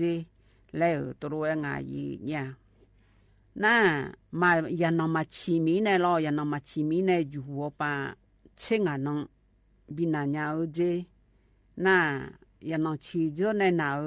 เวดตัวเอจุเลยน่าที่ยาตานิเชนองในรอยยืนเนียวเธอมีในอินยมน่ายืนเนียวเธอประกันสังคมผู้หลายจังถาเดือรอยยืนเนียวห้อเธออยู่หาบริษัทผู้ล้ำหยอมมือเดือดร้อยยืนเนียวเฮยันนอชีน่ายันนอชีพอไงส่วนนี้บีง่ายยมนาลอยยืนเนียวงามาละทบาพอมหยอมมือเดือดนะคนนี้ยันนอชีน่าเธอยังมีบัวบลาสุมสียันนาแม่ยืนเนี่ยรอบลาสุมสีใจที่ก็ดูนาลอยยืนเนียวเขาก็ดูนาคนนี้เธอก็สลัดดาข้าวพปาพยองมาลาใหญ่อาศีข้าวกาชบันเนี่ยก็กอจะกันเนี่ยงาเดลำใหญ่ลอยยืนเนียวเขาก็ดูน้าลอยยืนเนียวก็เจอเลยเธอว่าที่นี่เช็ดติเงินน้องลอบลาสีเสียงน้าคนนี้ นายอัธกรศิริรัฐยากรและคู่เหือรอยืเนียวอายอนะก่อนนี้ทางกระทรวงเกษตรห้อสหกรณ์ปาอายุกอนแน่ยาลันได้ช่อหาลำไยข่าวดือห้อเธอเจ้าหน้าที่ลำไยพอปาฮอลือดาวกระทรวงเกษตรห้อสหกรณ์ปาฮอลือดาวเดือรอนายชัชวานปัญญารองผู้ว่าราชการจังหวัดเชียงใหม่รอแวสลอนดาเขาช่อหาแย่จังหวัดภาคเหนือปาดอโตโกภาคตะกอลกุมเล่นเนี่ยบ่อยบ่จ่าเนี่ยรอแต่กศูนย์กีฬาเฉลิมพระเกียรติมหาวิทยาลัยแม่โจ้จังหวัดอำเภอสันทรายจังหวัดเชียงใหม่ละเฮ้แต่ก็ยังชอบปมบ่จ่าเธอหนาล้อเนี่ยบาลาสีเสียงแน่เย่เสียงเกินหนาขอนี่มาละไงอาศีเธอปะแลงอังเลอเธอยดูมาอย่างอาเจยเนี่ยที่เสนีมือตังแน่ที่เสมือตังเธอไงเกินเจที่ตังดูนะที่พักกิโลรอเนี่ยสินาเธอมีแน่อเผือมามืออาเจอเผือย่างอาเจยเนี่ยเธอบัดาบ้าเมียอายุลักเกอแน่อายุในฮอลืดาในพังงาและฮอลืดาลางาเนี่ยฮอลืดาลาแน่เฮนาขอนี่เธอกาผิวบาอะข้อลาบิชบาและบิถาพอดโตที่ยาลำบากดูบิถาเธอยั่วแน่เธอก็ก่อนถูกพัฒนาสหกรณ์เธอที่ยาลำบากรอยเนียวอะข้อลาสลอนดาเขาพอปาลำยายเขาเดืองยาชบานในเลงาและรอยเนียวเฮนาคนนี้ดโตที่พาตาวิเชตังดูเจที่พาตาวิเชตังและถ้าที่ตังดูนะที่พากิโลยืนอยู่เฮนาคนนี้โฮเฮเฮก็เฮกางหอจังไงขอมือล้อชออาหารว่างแต่เขาจะได้นะสิเธอบิจาเธอนะคนนี้ลำใหญ่อาสิเธอบิจาเจไทยมือลองนี่เดยืนเนียวเดอยู่กันนะลูกเฮอปะไรอามีอยู่จีอาสิอาลูยเยอะลูกไอ้ล้อเธอลำใหญ่อาสิเธอบิเยอะงานเนี่ยยืนนี่สลอนดักเขาเดิมบิอันเลนี่ล้อผิวบ่านาก็ในนะก่อนนี้ทก็ราชการพอในเฮ้พอมาพอชอยเยอะชอยจอยเยอะเนี่ยเธอก็ยมยากาเจเดยืนเนียวเดนาก็ในนะก่อนนี้ทก็มือถือพอปานเนี่ยจามอนเนี่ยบิอันบิจาอันเนี่ยอาสุวาเยอะนะปลายสินิพอปานเนี่ยบิสาเนี่ยมาเจถ่ายมือลองนี่ยกกานาลูเฮนะก่อนนี้ทก็ยมาสลอนดาเขาพอลำใหญ่อาศิเขาเดืออาเจสิเลียวเนี่ยอาเจเปียชหายยมหยาเมียรอยีนิวเขายมหยาเมียผิวยังงานและทั่วไปบิมือดาลาและชาวบ้านเนี่ยก็จะกันเนี่ยง่ายเนี่ยเฮกันเนี่ยน่าหน่อยเดินในชาก็ทิตีตะกลุนหาเบียดามาเนี่ยเธอกันหน่อยเดินในชานะขอนี้อบัวเลี้ยชาร้อนอย่างเงี้ยมาขอยี่และชาติตีตะกลุนนะฮะเบียดามานิวHãy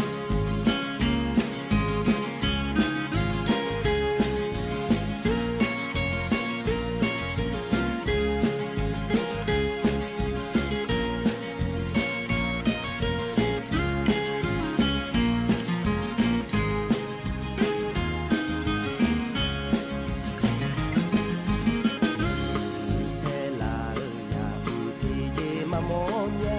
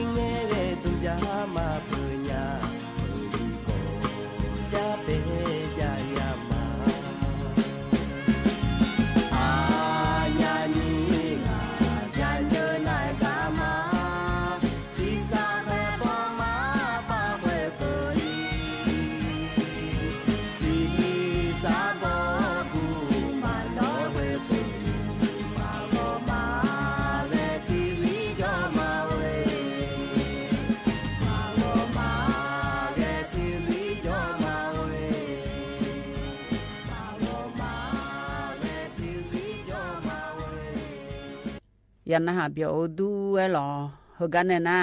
อาชิกูกาเลพะบินหาดาญายีญาอาชิกูเฮตีกาดูนะขอนี้อายุไม่ซอนเนชา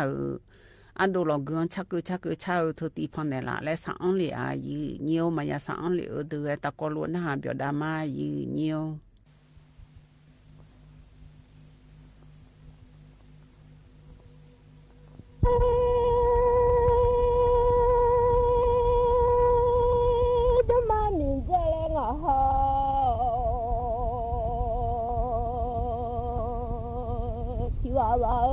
名字嘛报名字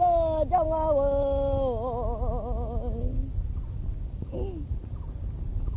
名字上妈妈报名字叫我上马了去马弄啊报，那个是啥面是你个把木买去了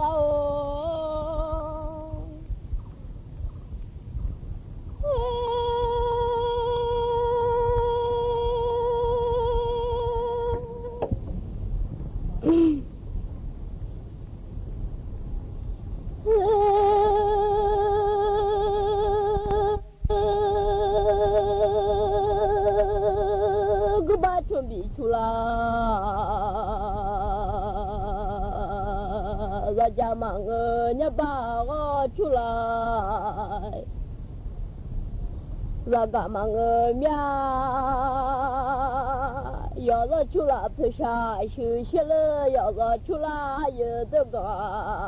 Langa khunu khotsu na Tu se waji malalin jawu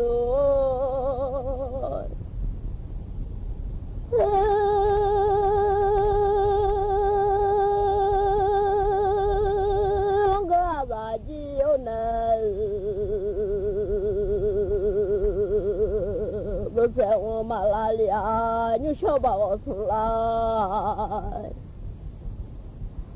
我比这里呀是，我下下面了，名字我哈提啊，那他叫嘛我我比这上叫嘛我去帮这家了。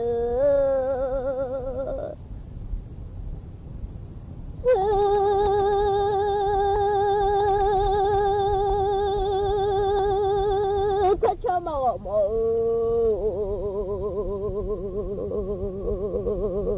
我比这个俩本名字我比马这里嘛我你们说里呢今年我比马这里嘛喏还记那个俩我比这什么俩儿嘛是俩小记那么两个儿是了面些我下下面了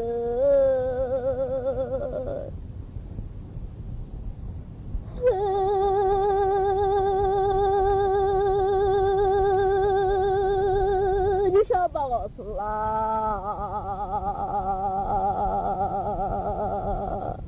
我比这个俩小记那个两个我比这个俩都来面比操大毛俩都来面比他个儿子下回弄都来看面比那个换山家我的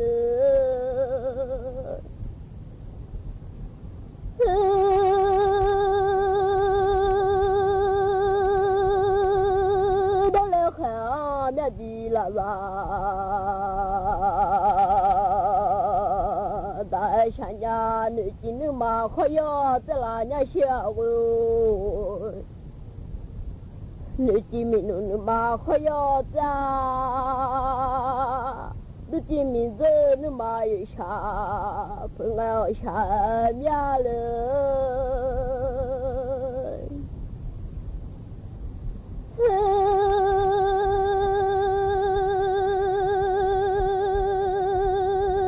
不懂讲就说听那啊，马拉波动这个的，阿妈可起来，波动这个，那就去看罗拉多，啊不懂讲就说听那啊了，阿妈可起来波动这，实际那票下好几，妈妈里呀了女家我的。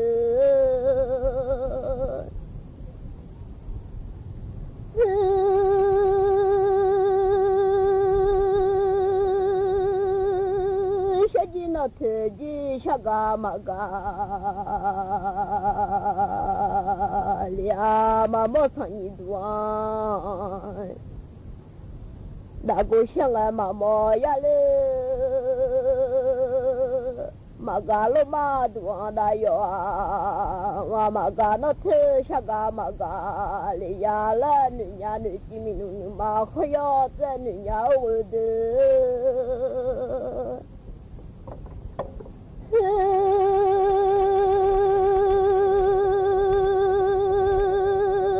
ma kuchi la po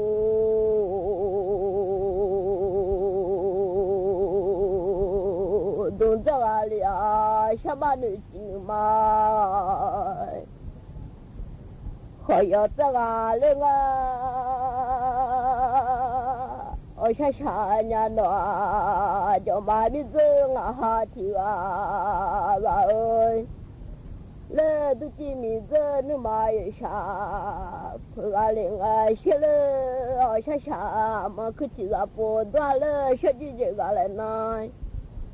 你个下桥了爬面了，我想下年了，还记得我们西马下了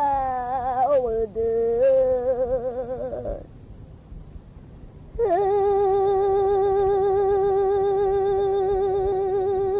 那他妈不个记名字嘛不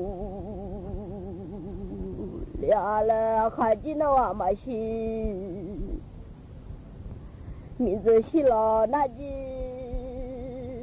在把民农还记那草茶，可能在把名字那看西马诺，把个草木啊带，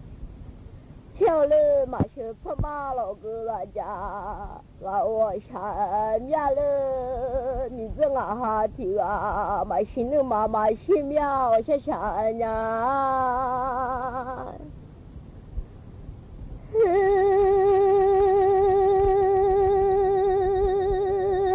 马路呢嘛，马西农家的把米农那草马恰是可是把米子那那么丢，这个可马西路呢嘛，马西农家不懂家就说听那了，阿妈可去了不懂着，啊，想把米毛乱小鸡有。我想把民路下那这路啊，老几个下午都能这，做个起来了嘛，小呢，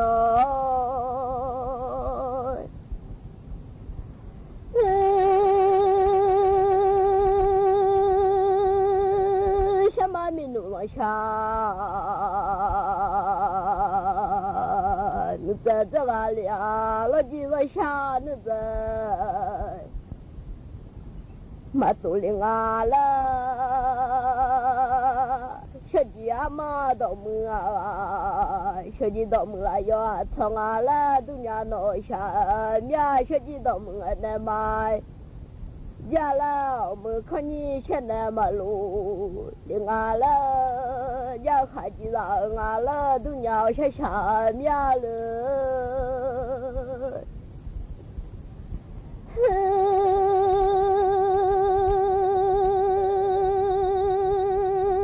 不懂家就说说听啊，什么让下你去怎样我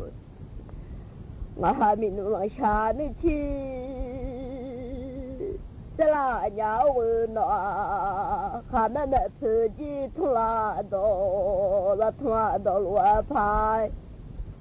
嘛，那不一路罗帕嘛，那老那了，小姐啊嘛，那哈提啊，什么民路下那咋了几个下午都呢，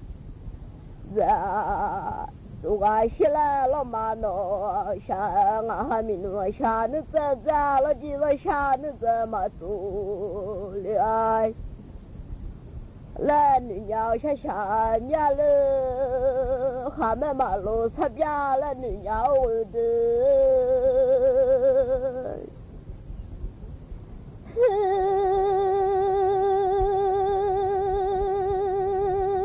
还没找到马路，擦边穿都没碰马路。他到在俺了都呀，俺还没弄下那咋了几个下那怎么做？两回弄几老百姓看，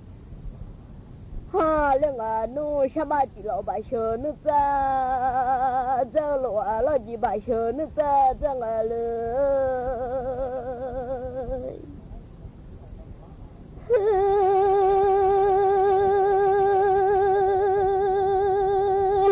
老百姓，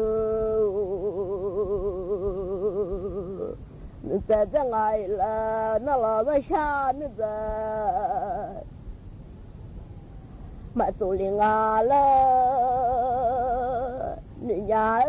老他妈到大山家，你几次通大马到啊，家碰那到大山路，没就马西弄啊了，都家了。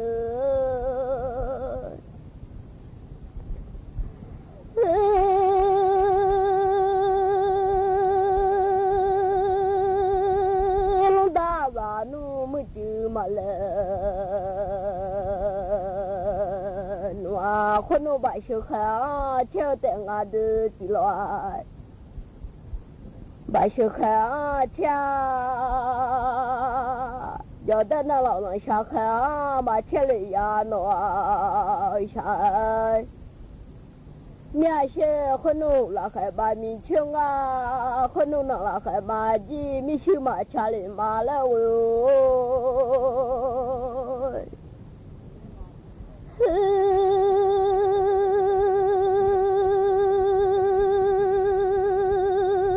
那几乎走了，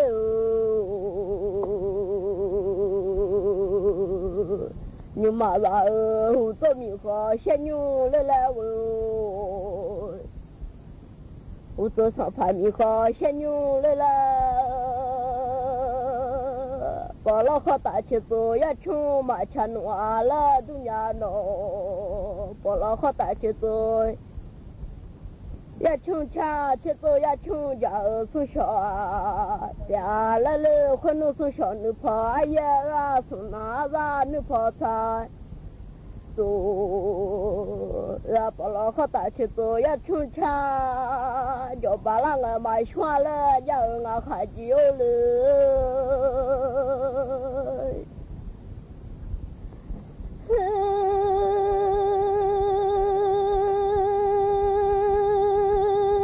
就把他做了啊。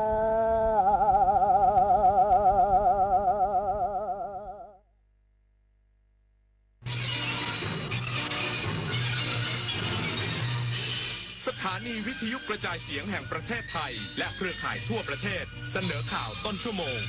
รู้เร็วรู้จริงเกาะติดทุกสถานการณ์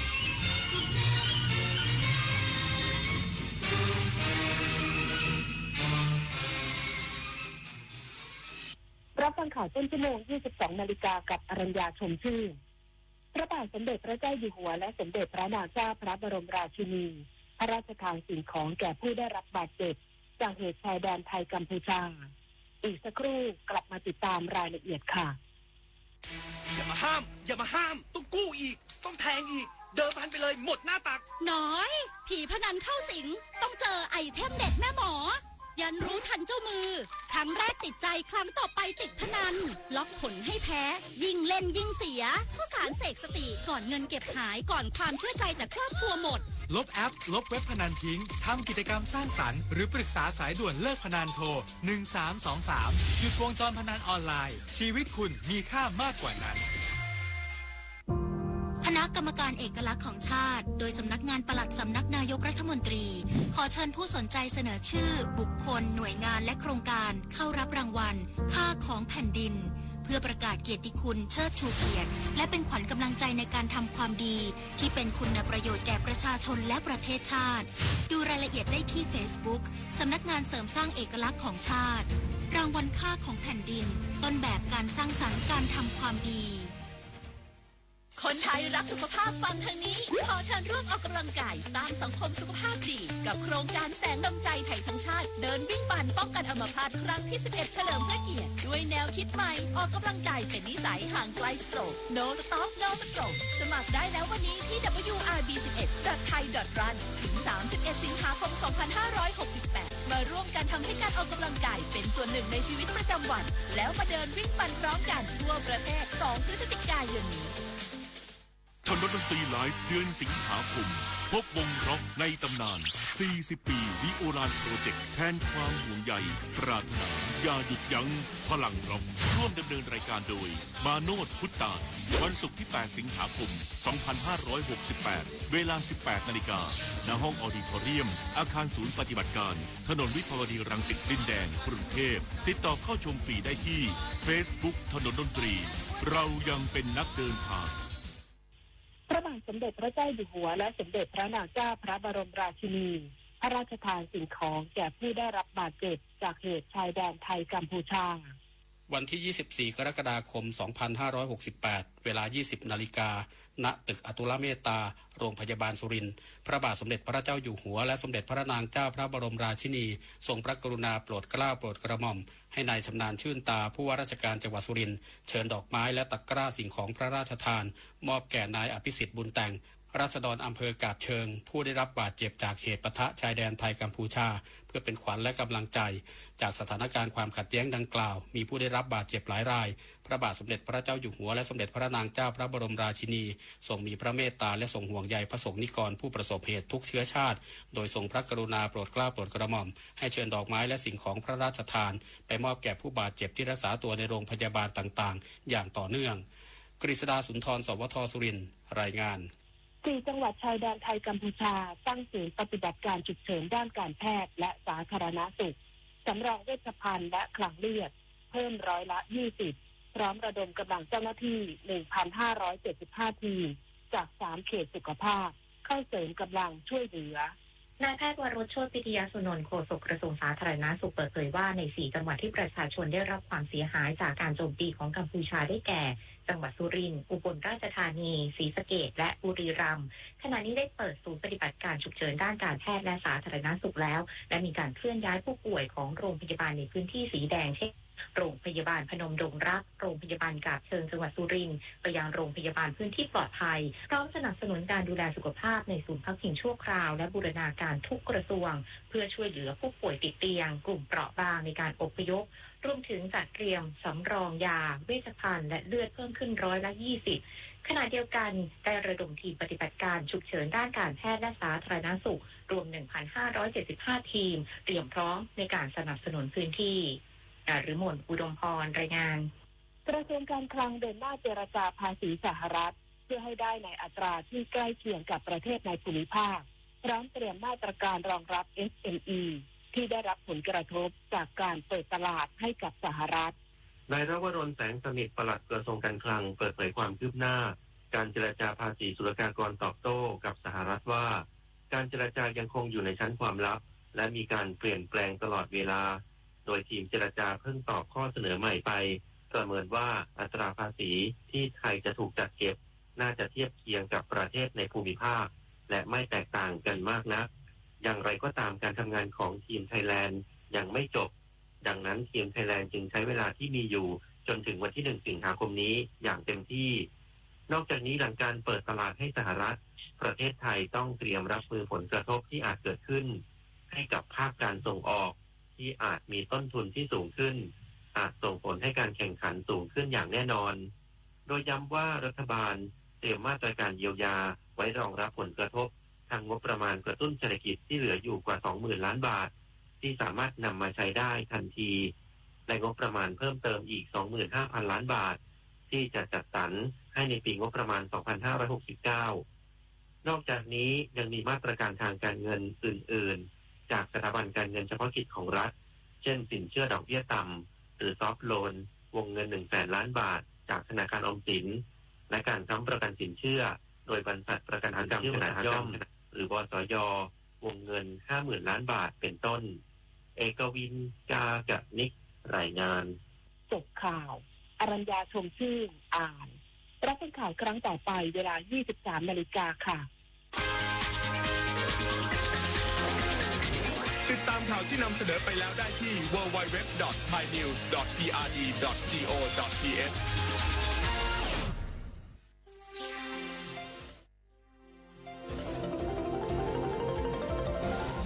วิทยุแห่งประเทศไทยให้ความรู้คู่ความสุข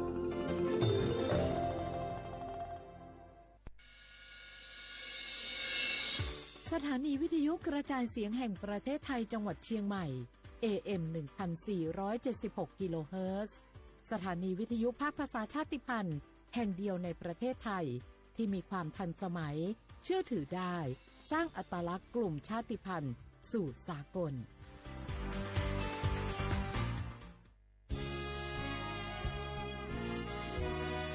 พระบารมีปกเกล้าเพื่อปวงชนชาวไทยจากพระราชกรณียกิจนานับประการที่พระบาทสมเด็จพระเจ้าอยู่หัวและพระบรมวงศานุวงศ์ทรงทุ่มเทพระวรกายทรงงานอย่างไม่เหน็ดเหนื่อยเพื่อประโยชน์สุขของประสบนิกรจากโครงการหลวงสู่การพัฒนาแหล่งน้ำส่งเสริมการศึกษาและด้านสาธารณสุขที่มุ่งเน้นการพึ่งพาตนเองและการพัฒนาอย่างยั่งยืนทุกย่างพระบาทคือการทรงงานทุกพระราชดำริคือพลังแห่งการพัฒนาเพราะประชาชนคือหัวใจของแผ่นดินร่วมเสริมสร้างความรักในสถาบันหลักของชาติโดยสำนักงานประชาสัมพันธ์ที่ 3 กรมประชาสัมพันธ์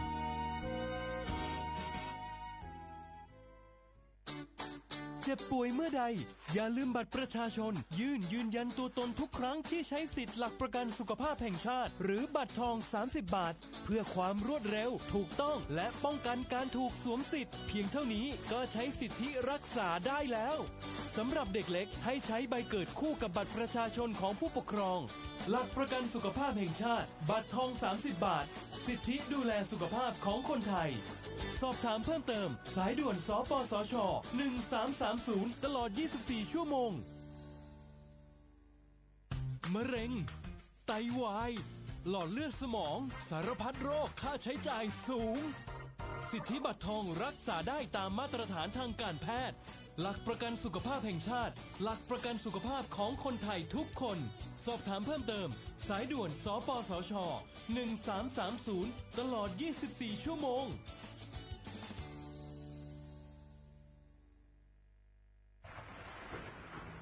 ฝนตกหนักน้ำท่วม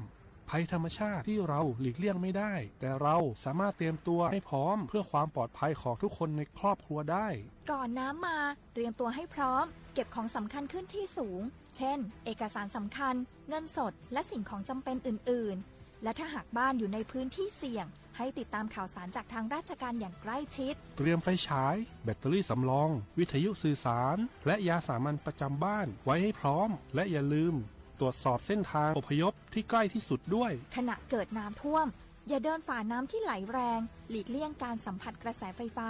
และหากต้องอพยพให้ปฏิบัติตามคำแนะนำของเจ้าหน้าที่อย่างเคร่งครัดเมื่อภัยผ่านพ้นตรวจสอบความเสียหายของบ้านและทำความสะอาดเพื่อป้องกันโรคที่มากับน้ำท่วมเตรียมตัวให้พร้อมก่อนภัยมาถึงเราจึงจะปลอดภัยด้วยความปรารถนาดีจากสำนักงานประชาสัมพันธ์ที่ 3 กรมประชาสัมพันธ์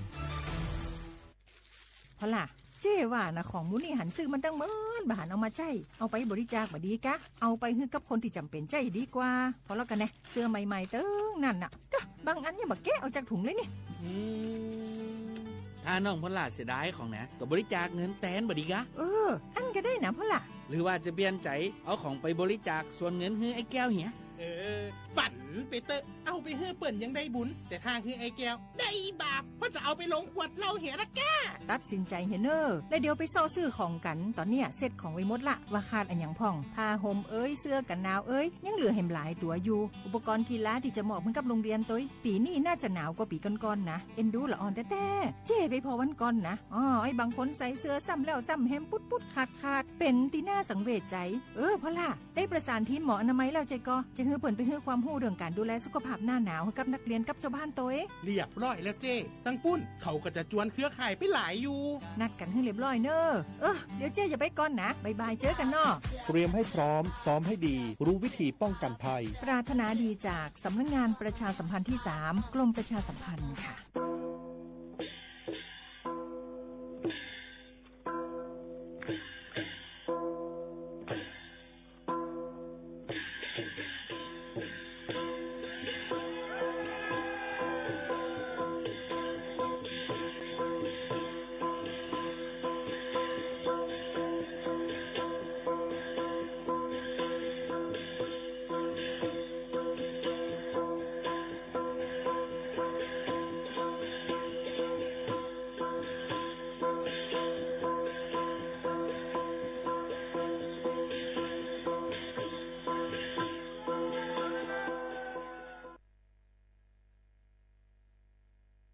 พี่น้องเขาสนใจใครปืนเผาผ่านตั้งห้องเปิดเสียงสวทเก้งใหม่ปั่นตั้งหู้ห่มปลาดังมีดังซื้อถ่อมแจ้งแล้งหลีกว่าไก่ในปื้นตีเจดอนเก้งใหม่กับสืบมาเลยดีสวทเก้งใหม่หมายฟ้น053-276-068และ0922468579เขาหักกันเป็นแห้งเขาแป้งกันเป็นใหญ่เขาหนังกันหักกันแค่สันนันเขาอยากเขาหลุดจอยกันแก่มือมันอยากเขาหลุดจอยกันหักมือมันนักลูหมอหักกันมือไปตายลูหมอเซร้ายมือไปซุ้ม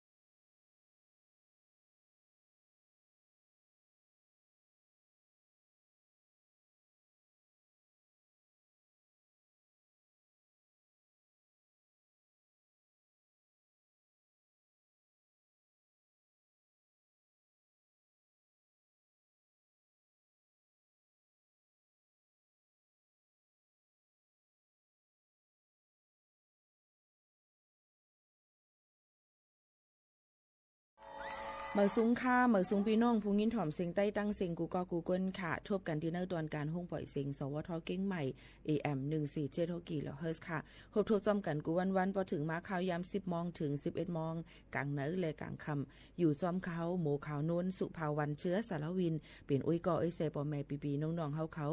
ดีห้องปล่อยเสียง AM 147กิโลเฮิรตซ์ในขณะค่ะถอมในตั้งเรดิโอออมล้ม AM 147กิโลเฮิรตซ์ถอมในรถในกาก็ไล่เป็น AM คณะอ่ำใจ FM ค่ะเนาะยก็โดยไลฟ์ผ่านดังเฮิรนสอมเพจสวทเก้งใหม่ AM 147กิโลเฮิรตซ์ค่ะโดยผ่านดัง TikTok ก็ไล่เหมือนกันไล่ตีไล่ตั้งเฮาค่ะทุบจอมกันเอามาได้เป็นเสียงแรงเงาหางเสียงอยู่จอมกันที่ในข่าวย้ำ10 โมงถึง 11 โมงเมืองจึงไทยกลางในกลางค่ำ1วัน2ข่าวค่ะตอนแต่ในวันเหมือนในถึงมาในวันพัดที่24เดือนธันวาคม2เฮงปลาย25ปีใต้2เฮง1ปากปลาย19ปีก็จะ1เฮง3ปากปลาย87คู่ถึงมาเหลือน8หลวง14คำในวันเหมือนในค่ะปอแม่ปีน้องๆเขาพบทบจอมกันเสย้อนเฮาปอแม่ปีน้องเขามีดังซื้อจื้อยอก็ถ่อมด้วยข่าวเงาจอมกันในตอนการเฮาคาตีในค่ะอ่อนดังในค่ะเฮาคาก็ย้อนส่งสั่งและย้อนเฮาปอแม่ปีน้องจะเจอวันมึงอองตีวันที่อยู่ด้านเศร้าอันพบทบเพนำถมนำน้องลินหยดลินกุ่นลินปังจะนั่นค่ะให้ลูกจื่นขึ้นมาต่อสู้กว่ายอก็ให้นำรถย่อมขันเพิ่เสกำในนั้นค่ะย้อนเบอร์ว่าล่มเลี้ยงหลงวิพาพัดเป่ามาดังเมืองเวียดนามเสเข้ามาดังเมืองกำนำแต่อันทบนำแต่เป็นเมืองน่านค่ะพี่น้องเขาเมืองน่านดังเมืองปงเมืองปัวจำเจในคานอเยาก็เตมีดังเทิงเจดอนเก้งหายเตมีดังพะเยาจำเจหนังไหนค่ะติทบนำเลยเซเปิ้นกวยกะดังเจดอนเก้งใหม่ในก็อำใครให้มันเปลี่ยนเซติกวยกะปีในได้เลยว่ามีลองห่างเฮียนไว้เซตาก้อยกาวานำย่ำไปล้วนมาเนี่ยค่ะยังอยู่ในคักตอนตีว่าอะไรไม่เจอเนี่ยค่ะก้อยกาอย่าไปวางเจอไว้หนังเก่าโลเลยถ่อมด้วยข่าวเงาอยู่ตา24โจมองนั่นยาวในนั่นค่ะว่าแม่พี่น้องเขาเมืองหนังที่ดังห้องปล่อยเสียงเขาขาในก็เปิ้นอะไรแต่เร็วก็อำไปจังหับแขกเขาคึกตวนมาหบทบในตอนการเขาค่ะย้อนบ่ว่าห่างเฮียนกันไว้ออกปืนตีลงปืนตีนะคะก็กด7กดทัดด้วยลองลิ้นหยดลิ้นกวนลิ้นปังเอาข่าวเงามาปืนปล่อยเสียงปั่นพ่อแม่พี่น้องๆเขาในนั่นค่ะห่างเฮียนไว้24โจมองซึ่งหนังไหนค่ะออกพ่อแม่พี่น้องเขาค่ะก็เปิ้นนั่นแลพี่น้องเขายังหลูเลยฟังกันไว้อยู่ในนั่นค่ะพี่น้องเขาใน24ชั่วโมงตั้งนายก็หลายตีหลายตั้งบางตีเต็มมีฝนตกนำเนี่ยค่ะเมื่อหนังตั้ง7 วันเมฮองสอนเกียงใหม่เมืองตากกาญจนบุรีเนี่ยค่ะก็เปิ้นนั้นลงตั้งเสื้อในร่วมโดดพัดเป่ามาเสเจจางเฮ็ดเฮอนำกึ่งกลางโทมนำถวยนำหองไหลมาล้นจอมเสียนตาสายตั้งลินหยุดลินกวนลินปังไหลในนั่นค่ะเยาก็มันตั้งแต่มีพัดเป่ามาดังเมืองห่มตุ่มเมียนมาเสในนั่นค่ะพัดเป่ามาหลายตีหลายตั้งเจจางเฮ็ดเฮอหลายตีหบทบญาเพนำทมนำน้องกันไล่เดี๋ยวก็จำอันอยู่จ้อมนำปังลายก็ถือจังขึ้นสูงนำปังลายได้พัดเฮาแห้งมีหอนน้ำ2 ถึง 3 เมตรจึงเจ้าหนังไหนก็หลูเลยฟังกันไว้เจ้าหนังไหนค่ะพี่น้องเขาก็เปิ้นนั้นแลติเลยว่าลองฟิงฟ้าราศีนั้นมึงไต้อำว่ามึงกะเลยสิอำว่าตื้นหลูเลยฟังกันไว้เย้าในนั่นค่ะพี่น้องเขาย้อนบ่ว่าต่อบ่ถึง26ในยังตึกไม่เจออยู่นั่นค่ะเนาะพี่น้องเขาบางทีก็ตีตกน้ำบางทีก็ตีอ่ำป้อตกน้ำด้วยการซึ่งหือก็ลีหลูเลยฟังกันไว้เมื่อหนังตั้งน้ำแม่แต่ตั้งแม่แตงเจิมเจ้าในก็หลูเลยฟังไว้เมื่อหนังตั้งป่าเมี่ยงเจิมเจ้าในมือว่าก็น้ำล้นน้ำมาคกอันเฮิรนก้นอันอยู่จำเจ้านั่นเนี่ยก็หลูเลยหางแฮนไว้ตีสูงในนั่นค่ะโยก็ตั้งเมืองน่านค่ะแต่หลูในอันเลยหบทบเพนนำหนาก็ได้เป็นตั้งเมืองน่านเนี่ยค่ะพี่น้องเขาเมืองน่านเมืองปงเจิมเจ้าหนังไหนค่ะเนาะพี่น้องเขาค่ะเมืองเทิงเจิมเจ้าในค่ะเฮิรนกว่าเป็นหลังมีลองรูซุ่มกว่าตั้งนำตั้งลายเนี่ยค่ะก็เปิ้นนั้นแหละเฮาลายติลายตั้งเปิ้นกว่าอ่อนกันคัดเจอส่งแห้งเจอบันเสอำกาผู้เหลือเพิ่มมีน้ำเจอลีกว่ามักเข้าต้องเขานำตั้งกินเจิมเจ้าในก็เอากอดแจกจ่ายกว่าโฮมรูโฮมจัดกาปันพี่น้องอันอยู่ตั้งเมืองนานเขานั่นซึ่งหนังไหนค่ะพี่น้องเขาก็เปิ้นนั้นลองตั้งเสื้อในก็เตเลยว่าจันตั้งไตนี่ก็เตรียมหมดนั่นค่ะเนาะเฮิรน2จันนั่นนี่ค่ะเนาะเปิ้นก็แต่เร็วก็ก้นอันอยู่อำลีกินน้ำหวานมีไว้ที่เฮือนหาก้นเท้าหาลูกว่าน่าจึงจังได๋เจ้าหน้าที่เปิ้นก็คัดเจอตอนตาดีกว่าช่วยเทียมให้คึดดันขันเพิ่ๆกันอยู่ซึ่งหนังไหนค่ะแต่เร็วในไม่จะเมืองน่านค่ะที่นำเฮียงหน้าค่ะเนาะอันฮบทุบเพนำถุมน้ำน้องในสุกาวงวังในนั่นไหนค่ะโยก็ตั้งเสียนตั้งเมืองพะเยาในนั่นค่ะพี่น้องเขาหลายตีหลายตั้งเสียนตั้งมันขาดกว่าในนั่นค่ะพี่น้องเขาขาดกว่าดินหยดดินกลกว่าเจ้าในก็หลูเลยฟังกันไว้ดีกว่ามาไปซึ่งคือก็หลูเลยฟังกันไว้เหมือนกันในนั่นค่ะพี่น้องเขาค่ะเยาก็ หลายๆตีหลายๆตีหลายๆตั้งเปิ้นก็อันกันมาโฮมจอยกันเนี่ยค่ะตีแล้วมีทบเพก็บ่แม่พี่น้องเปิ้นก็อำปล่อยพาว่างกันเปิ้นก็มาโฮมจอยจ้อมกันนั่นค่ะนะเนาะก็เปิ้นนั้นน้องอันไหนก็เลยว่านำจากอันเปิ้นมีเหนือต่อกันหมอจอยแถมกันนั่นหันถึงมือเปิ้นตุกหยับคันเจอจังไหนยาวจังไหนนะจังไหนค่ะพี่น้องเขาก็เปิ้นนั้นแหละฝนโหปากมัน80ติลงตกในปืนตีหลายๆอองตีหลุเลยฟังกันไว้อยู่ค่ะนะยก็ต่อถึงวันที่26ในค่ะเนาะข่าวเงาในเปิ้นก็ขัดลามไว้กุ้ยมังตีก็ติตกน้ำค่ะนะมังตีก็ติอำป้อตกน้ำมังตีอยู่จ้อมตาเฮอสันลอยเพราะว่าลิ้นมันอุ้มน้ำไว้นำเฮในมีอีหยังมามีต้นไม้น้ำหาในลิ้นมันจังกุ่นจังหยุดจังปังอะไรก็อันนี้ก็หลุเลยฟังกันไว้จ้อมไหนนั่นค่ะก็เปิ้นนั้นบ่ถามว่าติตกถึงวันเลลาติตกนำอยู่5ตีเฮาในเฮ็ดสังละตกหลาในนั่นข้าก็เอาข่าวเงาลองการล่ามขาดลองข่าวเงาฟิงฟ้าราศีอันเปิ้นตัวดังดาวเทียมเนี่ยนั่นค่ะพี่น้องเขาเซเอามาฝากบรรพี่น้องเขากุ้ยบางทีเดตกนำค่ะบางทีก็ได้ตกก็จังเป็นไรก็เปิ้นนั้นพี่น้องเขาก็รู้เลยฮู้ว่ามันเป็นการล่ามขาดโยก็ตุ้ยอันดีไผ่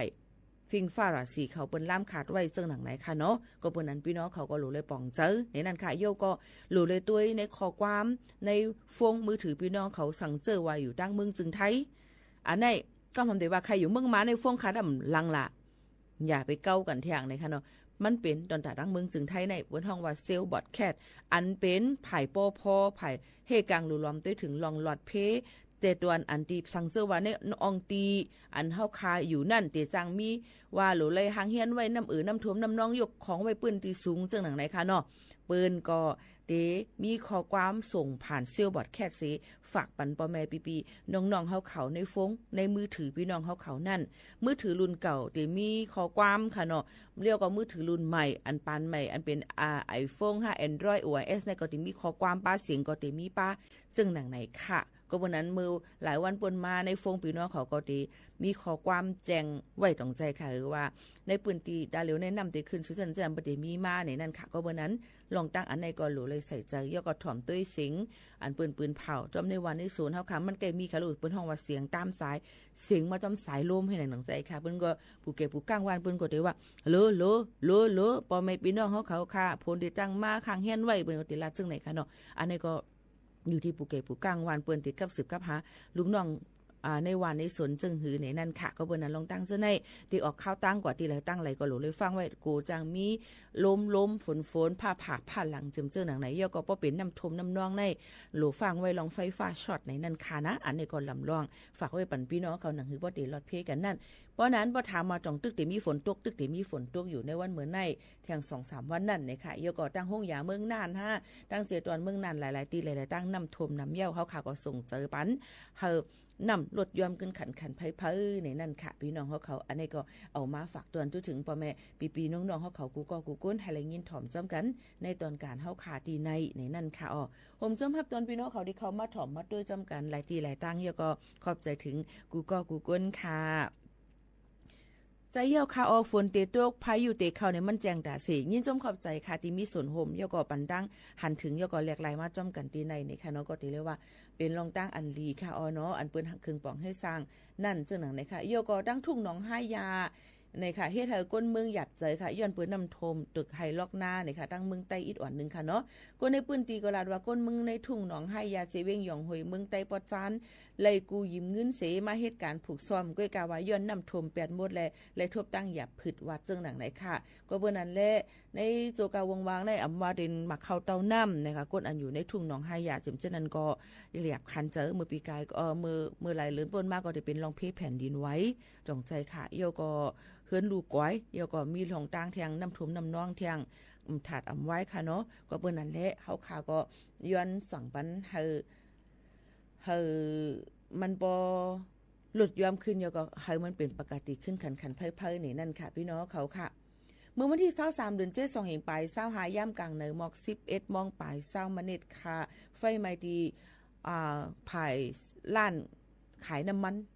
จากเนี่ยค่ะโฮเวงเมียวอูเนี่ยค่ะเป็นปั๊มใหญ่เซเปิ้นในเวียงเซียนหวีเมืองไต้ปอดหองค่ะคนที่ในเมืองเซียนหวีเขาก็ลาดว่าในนั่นค่ะเขาได้เฮ็ดลองปั๊มน้ำมันจากอันใหม่แล้วเขาก็ส่อไฟในนั่นค่ะภายตั้งหลังเนี่ยค่ะ ฉะนั้นก็ไพ่ซ้ำพงใส่ในปุ้งดีเจสิแล้วก็เอาเป็นไพ่ไม้ลูกล่ามกว่า8ตีล้านหัวเวียงนั่นเขามีปอแม่ลูกอยู่4ก้อเนี่ยค่ะมีทางลูกเลี้ยงก้อนึงก็เป็นปอเจ้าล้านจื้อห้องลุงกุนเนี่ยค่ะมือไฟไม้นั่นอำเลยมีตีเฮิรนแม่นมือกว่าตั้งนอกเสเผื่อถึงตีเฮิรนเน็ตเข้าแขไพ่แลไฟหูบไม้ยาเขียนมันไผหนึ่งก็เป็นลูกจ้ายแลนเข้ากว่าเอาคู่ของได้เฮิรนเสไฟไม้หูบกว่าตั้งตู้ยาหาวเฮียงเลยไม่ใจไว้ย่ำเหลียวก็ยดยาไว้อยู่ดีโฮงยาเนี่ยนั่นค่ะคนอยู่หิมจำปั๊มน้ำมันจากลาดนี่ว่าเลยเจอจากไผหาล้ำในนั่นค่ะมาหดไผ8ในนั่นค่ะเนาะยก็กันกาไผอำลาไม่เที่ยงที่หิมปั๊มมันนั่นก็ได้มีร้านหมานร้านหมักกาและร้านเครื่องกาจึมจะไหนตัวหนังหดไผปั๊มน้ำมันกล้วยเลยใจเข้ายามหมอก4ชั่วโมงไปจังหมดเนี่ยค่ะป้อกลุ่มไปกว่าเคไผเขาได้ก็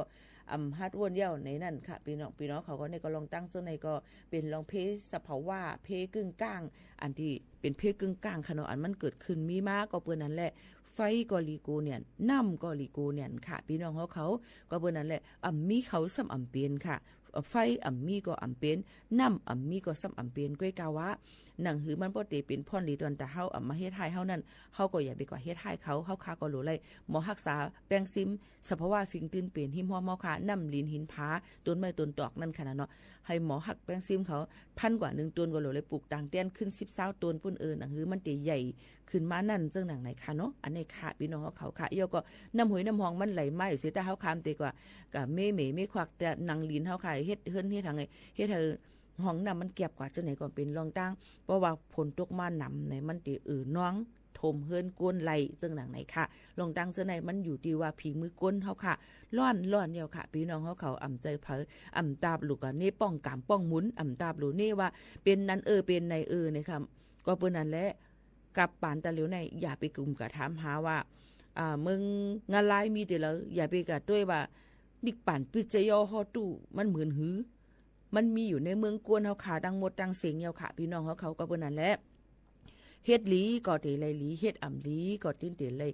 เฮ็ดหลอดเลยทรายเตี้ยนขึ้นลงตั้งอันครึ่งปองให้สังนั่นในนั่นค่ะมันติ้นเตหันพรตุ่มยอนมันอยู่พ่อนดีพ่อนจ้ามันอยู่ที่เฮาค่ะเฮ็ดนั่นกุ้ยในนั่นค่ะพี่น้องเขาก็เปิ้นนั้นลงตั้งเจ้าไหนก็เอามาฝากปันพ่อแม่พี่น้องเขากูก็กูก้นให้เลยยินถ่อมจ้อมกันเจิงหนังไหนในนั่นค่ะ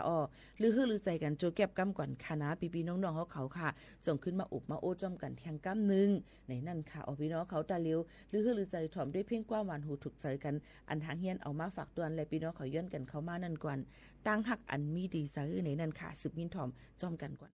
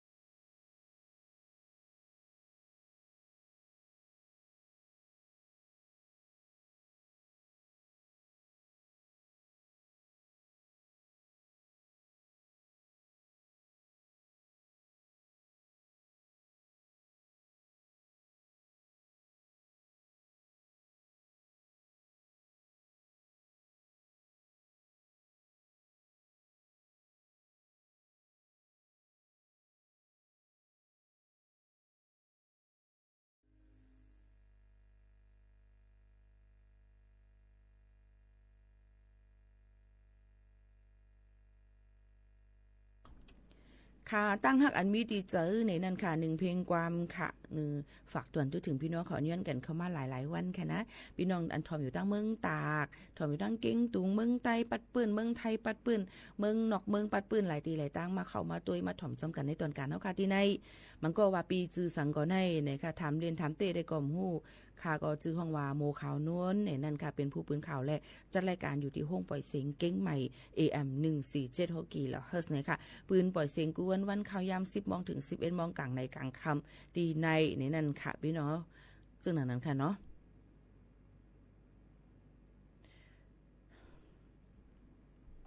ก็เลยมาตัวเนี่ยนะคะตั้งใจดอนเก้งใหม่ปีในก็จะเรียกว่าไหว้สีเลย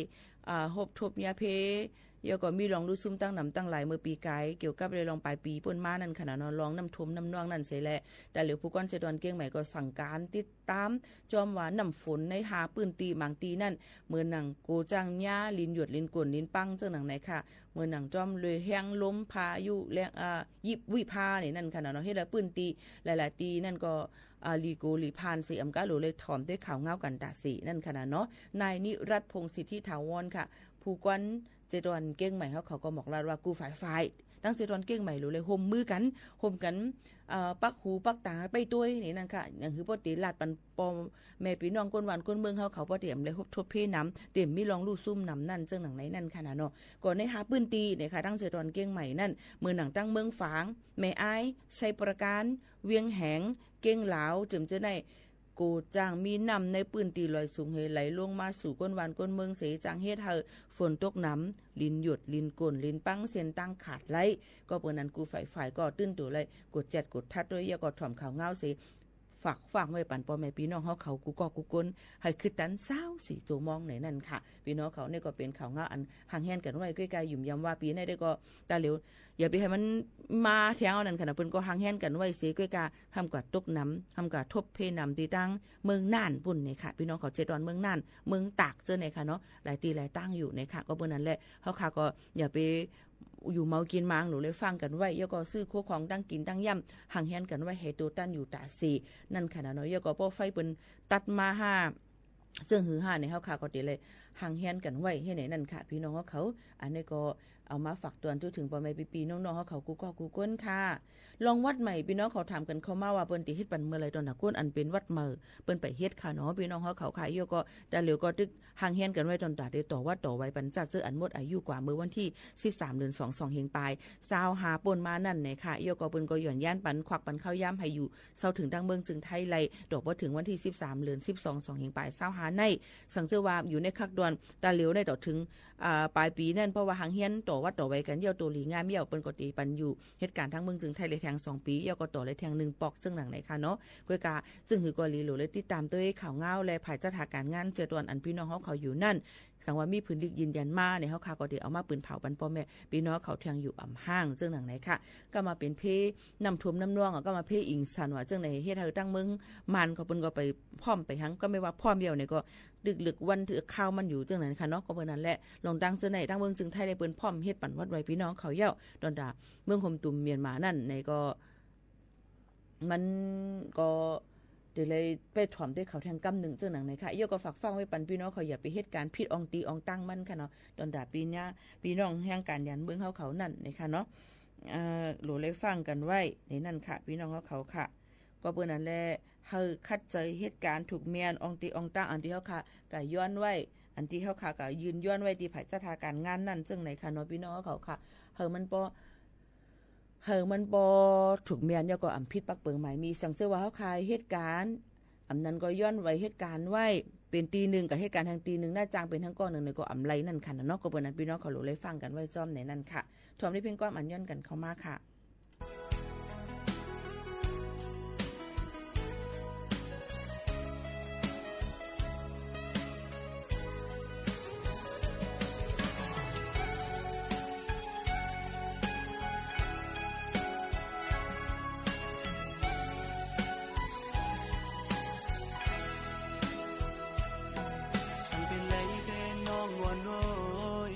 ส่งหยิบมือน้องอยู่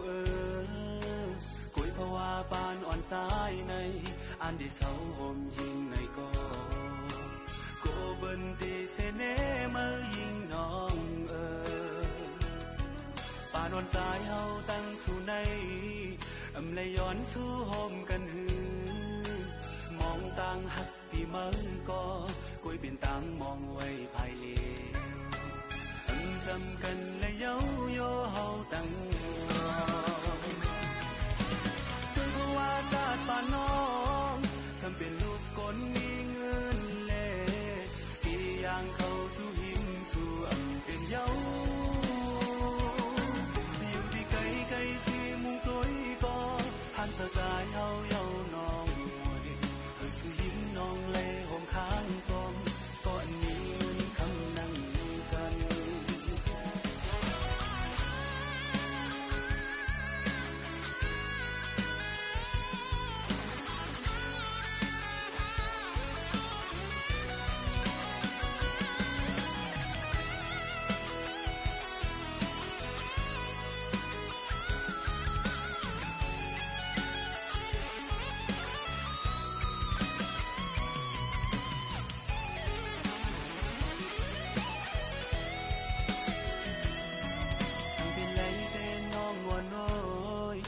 สูงหยิบมือน้องอยู่กุยภาวะปานอ่อนสายในอันที่เศร้าห่มยิงในก็โกบันตีเสเนมายิงน้องปานอ่อนสายเฮาตั้งสู่ในเลยย้อนสู่ห่มกันหือมองต่างหักที่มือก็กุยเป็นต่างมองไว้ภายเลจำกันและเย้าโยเฮาตั้งรอตัวเพราะว่าชาติป่าน้องสำเป็นลูกคนมีเงินเล่ที่ย่างเข้าสู่หิมสู่เป็นเย้าอยู่ที่ไกลไกลสิมุงตัวก็หันสะใจเฮาเย้าน้องหันสู่หิมน้องเล่ห่มข้างจอมก็อันนี้เงินคำนั่งกันน้องทำเป็นลูกคนมีเงินเล่ที่ย่างเข้าสู่หิมสู่เป็นเย้าอยู่ที่ไกลไกลสิมุงตัวก็หันสะใจเฮาเย้าน้องสู่หิมน้องเล่ห่มข้างจอมก็อันนี้เงินคำนั่งกัน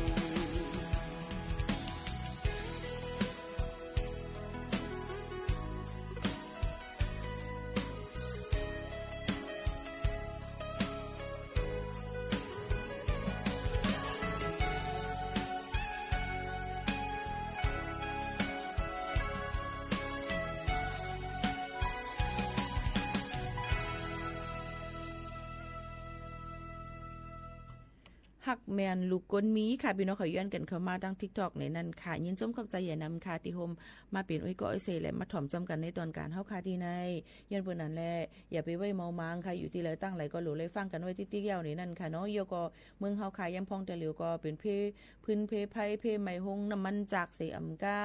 กันบางตึกบางซึกซือก็ยังตึกมีมาและอันที่เป็นซึกเย็นกำพาลุงอันนำถาดอำไว้นั่นก็ได้เป็นเกี่ยวกับไปลองแฮปปี้วอเตอร์ในนั้นค่ะเป็นยาเมากำอันนึงในนั้นค่ะพี่น้องเขาค่ะเป็นยาเมากำอันนึงเนี่ยค่ะน้ำมนต์เซอร์อันกินยาวก็มนต์เซอร์นั่นค่ะนะเนาะมันก็ว่ากินแล1ก๊อก1แสนกินไหนกินแลเพราะเขากำได้เป็นเสียงอันได้ยินในห้อง KTV อันพ่อแม่ก้นเมืองหันถึงว่าห้องอะไรหลงเมืองโกนหลงนั้นยาวอองตีย่าอนาคตเมื่อนาก้นหนุ่มเสี้ยนหุ่นใหม่กำเหลวนั่นนะคะยิ่งอ่อนอายุ16ปีก็ไปหู้ลองลีลองจ้าหังก็ให้เกี่ยวไข่มวนมังเก้อคะแลงเงินก็กินเฮไรถึงอาศักสายใจไล่แล้วก็ยังตึกมีแทงตั้งนำตั้งหลายอันดีกว่าให้ลูกเซ็งอาศักสายใจกว่าเกี่ยวกับเลยลองยาเมากำแฮปปี้วอเตอร์ในดังในขีดทีวีวันเฮาเมืองเฮานั่นจึงไหนคะเนาะพี่น้องเขาค่ะอันนี้ก็กูอันนี้ก็หลูเลยฟังกันไว้นั่นค่ะนะเนาะเกี่ยวกับไปร้องในอย่างยาเมากำในเข้าเพอออกเพอเนี่ยนั่นค่ะเขาขาดตื่นหลูเลยฟังกันไว้เต้ๆวายๆเอาค่ะนะลองตั้งอันนี้ก็ข้าเจอเอามาฝากปันพ่อแม่ปีๆน้องๆเขากูก็กูก้นจึงหนังไหนเย้าในนั่นค่ะเยาก็ย้ำพองแต่เหลียวตั้งเมืองจึงไทยเยาก็ตั้งเมืองกัมพูเดียนั่นค่ะนะเนาะตั้งเมืองกัมพูเดียนั่นก็จะเป็นเพปังตึกกันในนั่นค่ะแต่เหลียวก็เลือดย้อมลองหลานได้เปิดรายตีรายตั้งสีนั่นค่ะไหว้สีว่าเปิ้นกะเหยียบย่าหมากนั่นค่ะนะเนาะเฮ็ดเฮาเลยหมัดเจ็บ ในค่ะขาขาดขาหักก็เป็นตุกคิตากว่า8ในนั่นค่ะก็เปิ้นนั้นได้ลองตั้งซื่อในก็กลจะเจออันเป็นซึกหานอยู่จ้อมเรียนลิ้นเจมเจอในก็ย้อนสูงยังเจอปันให้ต่อสู้กว่าให้เหตุการณ์จ้อมหนังปุนพรอันตัวเจ้าเก่ามีไว้นั่นเฮาเต็มโทนนั่นค่ะเนาะเอามาเป็นซึกเป็นอีไผ่เลยก็เย้านั่นขนาดไหนพี่น้องเขาค่ะก็ปันแฮงเจอปันในนั่นค่ะยก็ให้หลอดเพกันกูก็กูกวนในนั่นค่ะพี่น้องเขาย้อนนั่นแหละย้อนบ่ว่ามีเกี่ยวกับเลยลองมีลองเลยหับหมัดเจ็บในนั้นค่ะยก็มีลองพิษกันม้อกันปังตึกกันใกล้ๆเป็นยก็จ้อมแลนลินก็ส่งก้นกว่าเอาไว้จ้อมแลนลินตั้งนำตั้งหลายลองตั้งเจอในก็หันถึงว่าลองซึกหานในก็เป็นโหเข็ดแลนลินก้นวันก้นเมืองนั่นค่ะอำว่าวานเลยเมืองไหลก็เย้าตื่นติเป็นโหอันที่เฮกังลองแผ่นลินนางลินเมืองนั่นค่ะเนาะมันก็เลยหลู่อสักสายใจกว่าเลยลองตั้งปุนพ่อนนาการอันมีไว้เนี่ยค่ะเลยลองตั้งมิบผู้เลยเผยใครลู่เสียงอสักสายใจค่ะเราก็กะสังสว่าลู่เสียงอสักสายใจก่อนในนาทีปุนพ่อนอันเฮ็ดอยู่นั่นเนี่ยก็ปุนก็ยุกยองนำเจอปันเนี่ยนั่นค่ะพี่น้องเขาลองตั้งเจ้าในมันอ่ำเลืออะไรปุนพ่อนอันที่เฮาคามีไว้อยู่หั่งเผยหั่งมันนั่นเหี่ยวเนี่ยค่ะในก็ซึกหานเขาจ้อมแดนลิ้นซึกไทยซึกหังที่ไหนก็เลยก็ปันหั่งเจอนั่นค่ะเนาะซึกไตเฮาคาในก็ปันหั่งเจอค่ะห้ามรู้เลยแจกเพกันว่านั่นตั้งในเฮาคารู้เลยว่าเฮาคาเป็นชื่อคือเหมือนกันกุ้ยเนี่ยให้หักกันกว่านั้นมันเตลีหรือเสเปิ้นค่ะนะบ่แม่พี่ๆน้องๆเขาค่ะมาถ่อมด้วยลองการน้ำมันลดกาดังเมืองจึงไทยกันนิดหนึ่งลดยอมลงมา 0.40 สตางค์ค่ะพี่น้องเขาย่ำถึงกึ่งวัตต์ค่ะเนาะพี่น้องเขาค่ะกำนำก็ติลดยอมก็ได้เป็นแก๊สโซฮอ91 E8580 จิมเจาไหนค่ะเนาะเปิ้นก็ลดยอมลงมา1 ลิตรนั่น 0.04 สตางค์ในนั่นค่ะมีผลเจอติเอาหามองกลางในเมื่อในมาต่อถึงย้ำพองตาเหลวจึงหนังไหนค่ะอ๋อพี่ๆน้องๆเขาค่ะในก็เอามาฝากตอนถึงพี่น้องเขาให้ได้ยินถ่อมจ้ำกันจึงหนังไหนค่ะอ๋อถ่อมได้ทางเพียงความหักลาดหยาบในเป็นเพียงความเผอค่ะหักลาดหยาบในหาอ่ำหันค่ะนะพี่น้องเขาอันย้อนกันความมาว่าเป็นเพียงความปานเหม่อเนี่ยค่ะว่าหักลาดหยาบในเป็นความเผอห้องเมื่อไกลค่าถามกว่าจงไปตอบมาค่ะหักลาดหยาบอยู่เมืองฟังถ่อมอยู่ค่ะ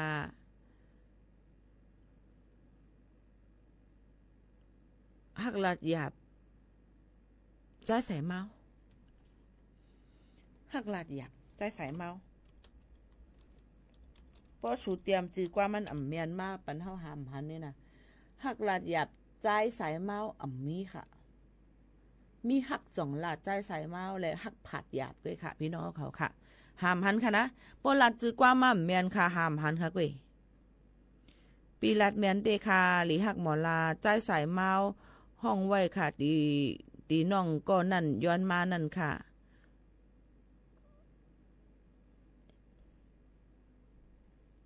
หักลาดหยาบเนี่ยมีหักผัดหยาบด้วยค่ะนะเอาด้วยหักผัดหยาบด้วยค่ะเนาะ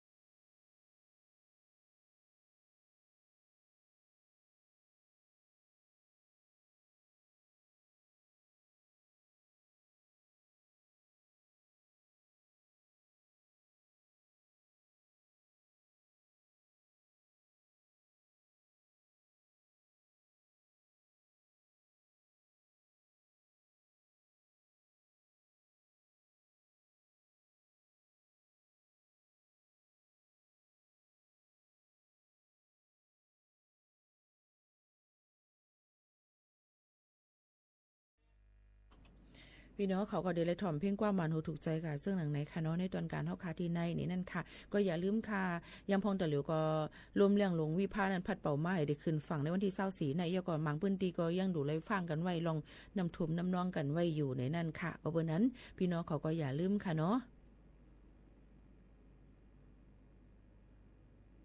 เรื่องบัตรที่วีซ่าไว้มีโอกาสจะเสร็จไหมคะพี่โมพอทราบไหมคะยังไงอะคะมีโอกาสจะเสร็จไหมนี่คือยังไงอ๋อค่ะพี่น้องเขาค่ะจะวีซ่าอีกหังก่อนเรื่องบัตรวีซ่าอันแล้ววัดใหม่นี่ฮะวัดอันดีกับต่ออายุในค่ะฮะวัดอันต่ออายุในเปิ้นตึกอยู่ในข้าวยามตีเปิ้นตีหางเฮียนต่อปันวัดไว้พี่น้องเขาเพราะว่ามีมาเมื่อไหร่ไหนเปิ้นก็ตีขึ้นบอกรัดปันพี่น้องเขาก็ยืนเฮ็ดจ้อมก็มานี่อันแล้วตัวเตี้ยนก็เลยก็กับ10กว่าที่นั่นที่มีขอต่อปันพี่น้องเขาลีเลยเสเปิ้นสุดเนี่ยค่ะก็เปิ้นนั่นแหละอยู่กับตั้งเมืองซึ่งไทยก็เป็นสังเปิ้นควักปันข้าวยามกว่าแทง6เหรียญต่อถึงวันที่13เหรียญ12 2แห่งปลาย20หาในปันตื้อตั้งในสุกาวงวางในให้ต่อวัดต่อไว้ยก็หางเฮียนเงินให้โตตั้นกันกูก้นเจ้าหนังนั้นค่ะพี่น้องเขาก็รู้เลยว่ากดเจ็ดป้ายอยู่ลีซื้อไว้กำแกนป้ายอยู่ลีซึ่งในค่ะเนาะหางเฮียนกันไว้นั่นขนาดเนาะยก็ดูได้กับ10กว่าจอมก็มานี่อันเปิ้นหางเฮียนไว้ปันพ่อแม่ปีๆน้องๆเขานั่นอันพี่น้องเขาก็ยินเฮ็ดจอมเปิ้นนั่นเนี่ยค่ะยก็ฝากฟังไว้ปันตะเหลียวเด็กใกล้ๆหันว่าพี่น้องเขายากเว้นก้นกุศลกามลีถ้าเป็นก้นเจอมูลเจอกุศลเฮก็จะเลยรับเงิน 10,000 บ่เลยเงิน10,000กว่าสุดได้เอากว่าเฮ็ดสั่งจำเจ้าหนังไหนมันเป็นก้นหยอกเหรียญขนาดก้อยกาจะเลยร้อยเงินมาปันเฮาขนาดขนาดกว่าในอันในมีผู้เลยกรรมดีให้เลยเงินมาฟรีๆค่ะพี่น้องเขายันเปิ้นนั้นพี่น้องเขาก็อย่าไปก่อยยุ่งเปิ้นง่ายลองก้นหยอกเล่นกินกันเนื้อออนไลน์เจียมเจ้าในแทงในนั่นค่ะเนาะแทงอันนึงในนั่นค่ะอย่าไปฮิปเนียในค่ะเนาะอย่าใจรีป่นตีในแถวสูเลยฮับฟงiPhone 16 Pro Max ลงเนี่ยเจียมเจ้าในสิรู้เลยร้อยเงินมาปันเฮาหาเฮงก่อน 10,000 กว่าเจ้าหนังในค่ะเนาะก็ไปไล่ในนั่นค่ะก็เบอร์นั้นแหละพี่น้องเขาค่ะบ่มีข่าวเงาคืบหน้ามาลองวัดลองไว้ลองกินอยู่กินสร้างลองอีสังเสว่าเพพื้นเพไผเพน้ำเพจักะเพเดเอามาปืนเผาปันก้วยกาว่าค่ะใจกูอันเดตอบปันพี่น้องเขาเลยเต็มทนเพราะว่าพี่น้องเขาอยู่ลีกินหวานนั่นอย่าไปมาหาค่านะหรือเลยก็หาหมอค่ะหาหมอก็หรือเลยตัวกันว่าเขาเป็นตั้งเป็นไผ่ไรเพราะเป็นหมอเขี้ยวก็หาตั้งเป็นหมอยาไผ่กดไผ่ในหลงก็ไรเหมือนกันค่ะย้อนเปิ้นนั้นมันก็ได้มีมาแทงว่าหมอยาไผ่แล้วป้ายเจอก็หลุดเลยค่ะที่ห้องยาป้ายเจอนี่ค่ะเนาะลูกเมหายโพหายปืนเผาปันไล่ก้อยกะให้ค่ะกับจอมหาปันจ้างค่ะตัวหนังสูเป็นลูกเป็นเมสุยเจ้าก็ฮู้กะหากันไรค่ะก็เตเป็นเสียงค่ะเตเป็นกระบอกเสียงเตเป็นโฮงปล่อยเสียงส่งเสียงปันให้กูก็ให้เขานั่นเลยถ่อมเฮก็ให้เขาเมื่อหาขึ้นจังหนังในค่ะ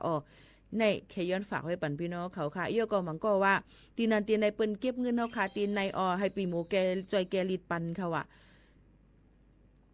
ค่ะก็อื่นน้ำลายบ่มไข่ลงคอค่ะเนาะก็วันนั้นโหลเลยฮู้ว่าพี่น้องเขาก็ย่าเผาหยอกแหลนกินเพราะว่ามันเป็นรองอีสัง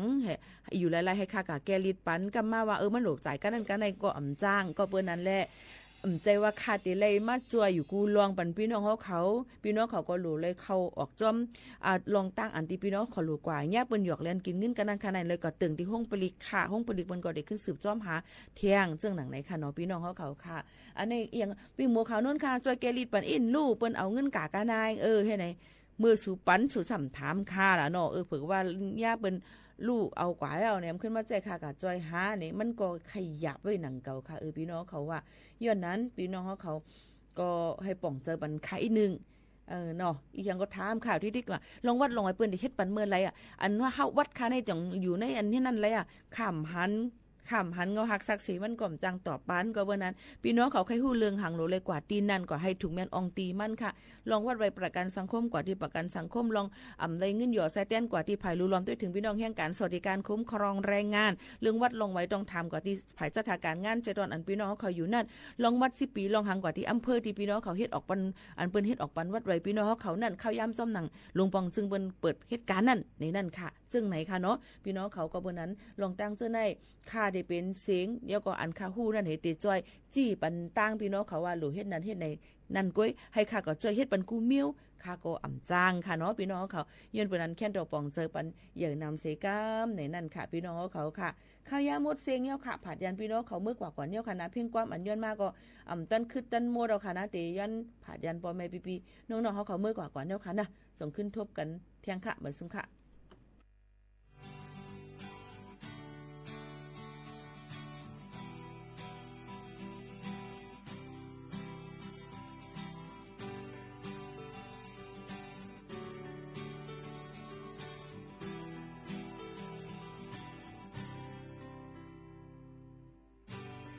พันหังลีมือวานั้น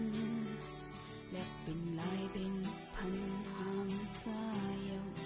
พันหักเฮาสีจินขาวอันนี้มาและเป็นลายเป็นสีลำเอาตันลับสิ่งเยาลองขี่ไม่เนยด้วยเธอนั้นกันก็เพื่อเธอนั้นกัน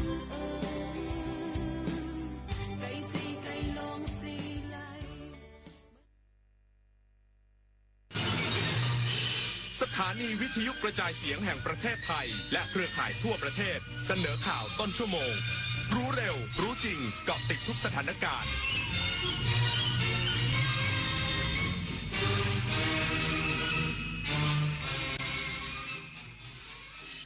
รับฟังข่าวต้นชั่วโมง 23 นาฬิกากับอรัญญาชมชื่นกระทรวงคมนาคมสรุปสถานการณ์อุทกภัยบนโครงข่ายของกระทรวงคมนาคมใน6จังหวัดพร้อมระดมกำลังเจ้าหน้าที่ติดตั้งสะพานชั่วคราวให้ประชาชนสามารถสัญจรได้ตามปกติอีกสักครู่กลับมาติดตามรายละเอียดค่ะคนไทยรักสุขภาพฟังทางนี้ขอเชิญร่วมออกกำลังกายสร้างสังคมสุขภาพดีกับโครงการแสนดลใจไทยทั้งชาติเดินวิ่งปั่นป้องกันอัมพาตครั้งที่ 11 เฉลิมพระเกียรติด้วยแนวคิดใหม่ออกกำลังกายเป็นนิสัยห่างไกลสโตรก No Stop No Stroke สมัครได้แล้ววันนี้ที่ wrb11.thai.run ถึง 31 สิงหาคม 2568 มาร่วมกันทำให้การออกกำลังกายเป็นส่วนหนึ่งในชีวิตประจำวันแล้วมาเดินวิ่งปั่นพร้อมกันทั่วประเทศ 2 พฤศจิกายนนี้อาชญากรรมออนไลน์ความท้าทายและโจทย์ใหญ่ของประชาคมอาเซียนที่ต้องผนึกกำลังกันรับมือภัยไซเบอร์ในภูมิภาคผ่านกรอบความร่วมมือสู่โรดแมพ 4P Preventing ป้องกันการแทรกซึมขององค์กรอาชญากรรม Pursuing นำคนผิดเข้าสู่กระบวนการยุติธรรม Protecting ปกป้องเหยื่อและกลุ่มเปราะบาง Promoting เสริมพลังความร่วมมือทุกระดับร่วมสร้างภูมิภาคที่ปลอดภัยไร้พรมแดนและเข้มแข็งไปด้วยกันอายุเข้าเลข 6 แล้วจะเริ่มต้นอาชีพใหม่ได้ไหมนะได้สิครับผู้สูงอายุ60 ปีขึ้นไปที่ยังมีไฟสามารถกู้ยืมเงินทุนประกอบอาชีพกับกองทุนผู้สูงอายุได้ไม่เกิน 30,000 บาทต่อคนหรือ 100,000 บาทต่อกลุ่มผ่อน3 ปีไม่มีดอกเบี้ยพร้อมก้าวสู่การเริ่มต้นอีกครั้งอย่างมั่นคงดีจังเลยแบบนี้จะได้เปิดร้านเล็กๆอย่างที่ฝันไว้สักทีเงินทุนปลอดดอกเบี้ยกับกองทุนผู้สูงอายุสอบถามเพิ่มเติมได้ที่กรมกิจการผู้สูงอายุ 1300เยาวชนคือพลังสำคัญในการขับเคลื่อนอาเซียนไปข้างหน้าประเทศไทยพร้อมสนับสนุนเครือข่ายเยาวชนอาเซียนให้แข็งแรงเป็นมิตรและรวมพลังด้วยการสนับสนุนเครื่องมือดิจิทัลและพื้นที่ให้เยาวชนได้แสดงออกลงทุนในโครงการพัฒนาเยาวชนสนับสนุนความร่วมมือข้ามพรมแดนและส่งเสริมการเข้าถึงการศึกษาทักษะสำหรับอนาคตอย่างเท่าเทียม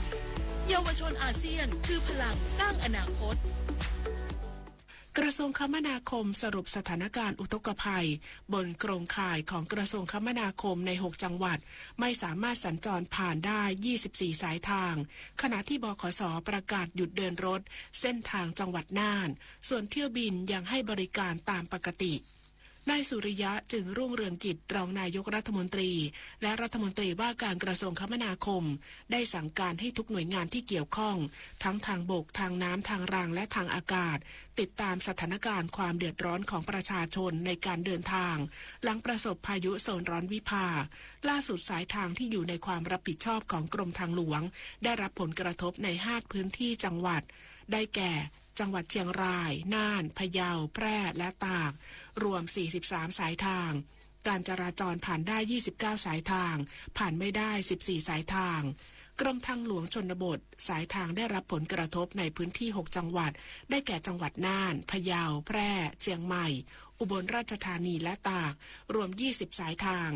สัญจรผ่านได้10สายทางผ่านไม่ได้10สายทางจึงได้ระดมกำลังเจ้าหน้าที่เตรียมสะพานเบลลี่เพื่ออำนวยความปลอดภัยในการสัญจรของประชาชนส่งผลให้บริษัทขนส่งจำกัดหรือบขส.ต้องหยุดเดินรถโดยสารชั่วคราว2เส้นทางสู่จังหวัดน่านขณะที่การรถไฟแห่งประเทศไทยต้องหยุดการก่อสร้างโครงการรถไฟทางคู่สายเด่นชัยเชียงรายเชียงของหลังพบว่ามีมวลน้ำไหลเข้าท่วมบางส่วนทำให้ต้องหยุดหรือชะลอการดำเนินงานชั่วคราวเพื่อความปลอดภัยของบุคลากรและโครงสร้างงานก่อสร้างสำหรับท่าอากาศยานน่านนครคงเปิดให้บริการตามปกติเวลาเที่ยวบินอาจมีการเปลี่ยนแปลงตามสถานการณ์และเมื่อช่วงเย็นที่ผ่านมาผู้ว่าราชการจังหวัดแพร่ลงพื้นที่ติดตามสถานการณ์น้ำท่วมในพื้นที่อำเภอ2หลังสะพานข้ามแม่น้ำยมเสียหายขณะที่ยังมีเส้นทางหลายจุดมีน้ำท่วมทางไม่สามารถสัญจรผ่านได้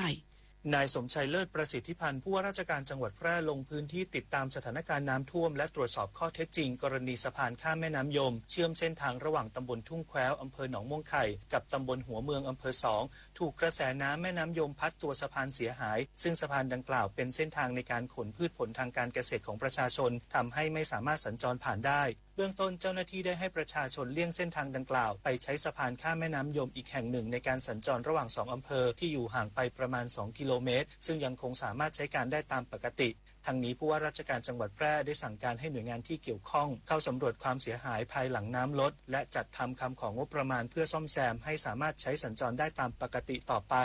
ขณะที่ทางหลวงหลายจุดมีน้ำล้นเข้าท่วมผิวทางทำให้การสัญจรของประชาชนไม่สะดวกซึ่งเจ้าหน้าที่หมวดทางหลวงแพร่ได้ดำเนินการติดตั้งป้ายบอกทางและอุปกรณ์แจ้งเตือนเพื่ออำนวยความสะดวกในการจราจรแล้วธนชัยสุวรรณกาศสวทแพร่รายงานส่วนระดับน้ำโขงในพื้นที่จังหวัดบึงกาฬปริมาณน้ำเพิ่มสูงอยู่ที่ระดับ 11.20 เมตรเตรียมจัดทำแนวกันน้ำบริเวณลุ่มต่ำติดตั้งเครื่องสูบน้ำบริเวณเขตเทศบาลเมืองบึงกาฬนายจุมพจน์ วรรณฉัตรศิริผู้ว่าราชการจังหวัดบึงกาฬตรวจติดตามสถานการณ์น้ำในแม่น้ำโขงที่สถานีตรวจวัดระดับน้ำบ้านพันลำตำบลวิสิตอำเภอเมืองบึงกาฬเพื่อเฝ้าระวังป้องกันปัญหาจากมวลน้ำในแม่น้ำโขงที่จะเพิ่มขึ้นจากการแจ้งเตือนของสทนช.โดยปัจจุบันน้ำในแม่น้ำโขงจังหวัดบึงกาฬอยู่ที่ระดับ 11.20 เมตรคาดว่าจะเพิ่มขึ้นในระดับแจ้งเตือนคือ12 เมตรแต่เนื่องจากการคาดการณ์ของกรมอุตุนิยมวิทยาพื้นที่จังหวัดบึงกาฬจะมีฝนน้อยลงจึงไม่มีปัจจัยให้มวลน้ำที่จะไหลผ่านพื้นที่เพิ่มขึ้นจากที่สทนช.คาดการไว้แต่อย่างไรก็ตามตนได้สั่งการหน่วยงานทุกภาคส่วนเตรียมพร้อมรับมือเพื่อป้องกันผลกระทบที่อาจจะเกิดขึ้นกับประชาชนอย่างเต็มที่แล้วทั้งนี้จังหวัดบึงกาฬมีพื้นที่4อำเภอที่มีโอกาสจะได้รับผลกระทบจากมวลน้ำในแม่น้ำโขงที่เพิ่มขึ้นอย่างรวดเร็วประกอบด้วยอำเภอปากคาดอำเภอเมืองบึงกาฬอำเภอบุงคล้าและอำเภอบึงโขงหลงโดยผู้ว่าราชการจังหวัดบึงกาฬขอให้ประชาชนติดตามข่าวสารจากหน่วยงานราชการอย่างใกล้ชิดและพร้อมดูแลประชาชนอย่างเต็มที่สุเมธประทุมมาศสวทบึงกาฬรายงานจบข่าวอรัญญาชมชื่นอ่านรับฟังข่าวครั้งต่อไปเวลา 6 นาฬิกาค่ะติดตามข่าวที่นำเสนอไปแล้วได้ที่ www.thainews.prd.go.th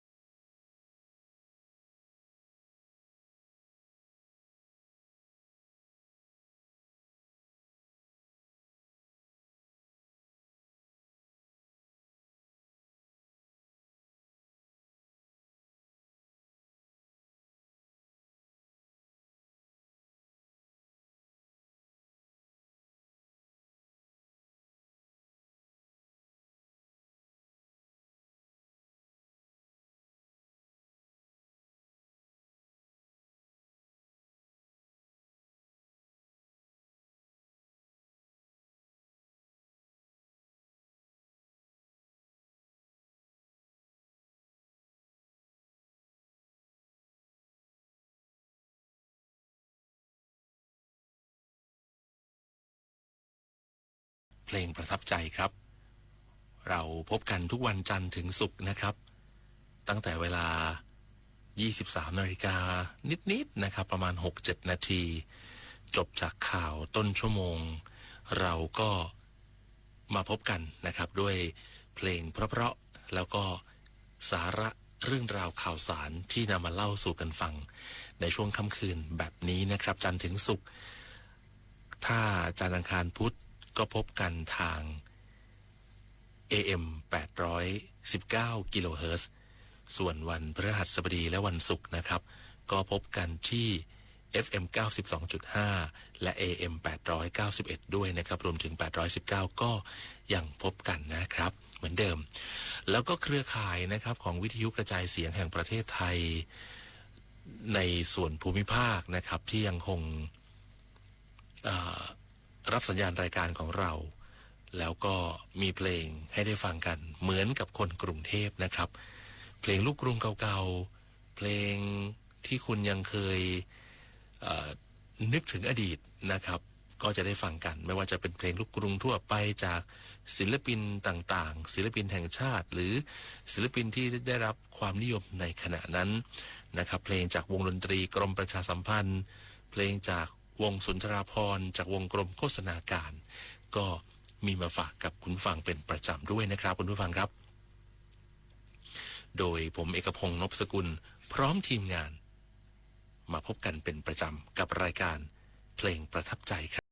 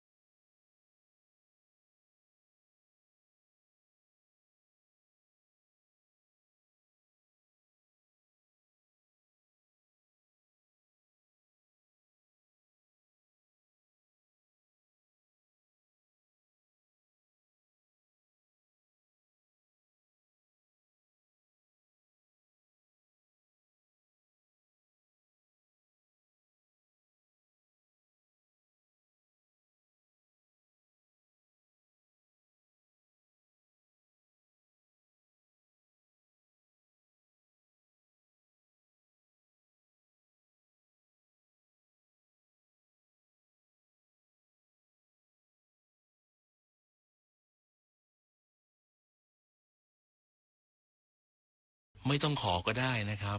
คุณเอกพงศ์เปิดเพลงเพราะทุกเพลงผมนี่รู้สึกดีใจและอุ่นใจทุกครั้งเลยแล้วก็มีกำลังใจมากๆที่จะได้มาจัดรายการเพลงประทับใจเหล่านี้ให้คุณผู้ฟังได้ฟังกันนะครับก็เปิดเพลงที่คุ้นๆนะครับก็ให้สมกับชื่อรายการก็คือเพลงประทับใจนะครับอย่างไรก็ตามครับเราฟังเพลงเพราะๆเรามีความรู้สึกดีอารมณ์ดีร่างกายสุขภาพของเราก็จะต้องดีตามไปด้วยนะครับคุณผู้ฟังครับบางทีก็บอกว่าการฟังเพลงก็จะได้ช่วยผ่อนคลายทำงานกันมาตลอดทั้งวันหรือบางคนก็อาจจะเกษียณอายุไปแล้วนะครับอยู่กับบ้านก็ทำงานบ้านเลี้ยงหลานพอมีเพลงแบบนี้มาก็ทำให้เรารู้สึกดีแล้วก็มีความสุขมากยิ่งขึ้นแต่ว่าอาจจะมาในช่วงดึกไปหน่อยนะครับซึ่งก็จัดรายการเวลานี้มานานแล้วนะครับผมจำได้ว่าเพลงประทับใจเนี่ยผมน่าจะเริ่มมานู่นนะเพลงประมาณปี2555-56ประมาณนั้นแล้วก็เคยมีหยุดไปด้วยนะครับเพราะว่าผมต้องย้ายไปปฏิบัติหน้าที่ที่สุราษฎร์ธานีแล้วก็ช่วงนั้นก็มีรายการอื่นๆนะราตรีประดับดาวอะไรอย่างเงี้ยเข้ามานะครับในช่วงเวลานี้แต่พอผมกลับมาที่นี่นะฮะตั้งแต่เมื่อ2 ปีกว่าๆที่แล้วนะฮะก็พอ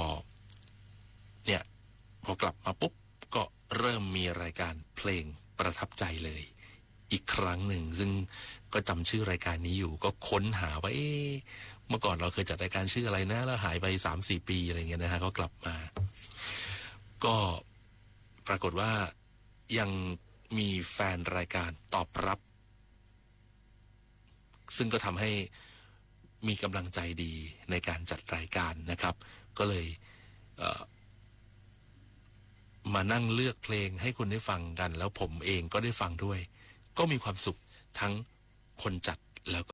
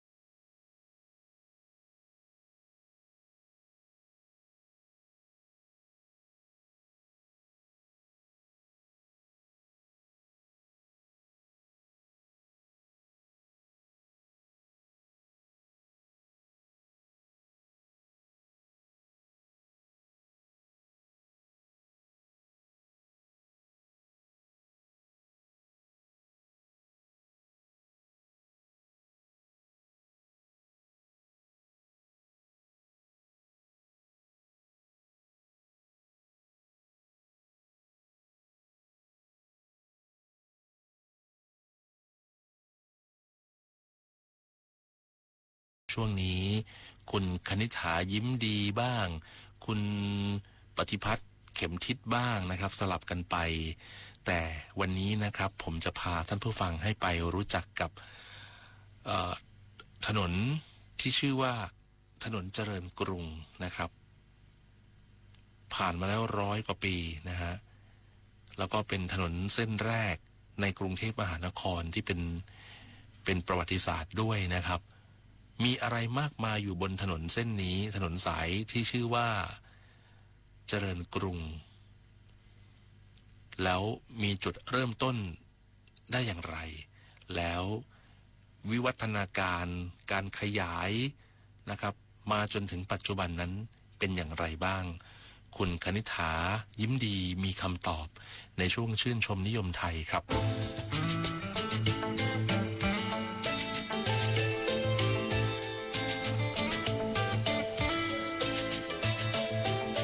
ชื่นชมนิยมไทย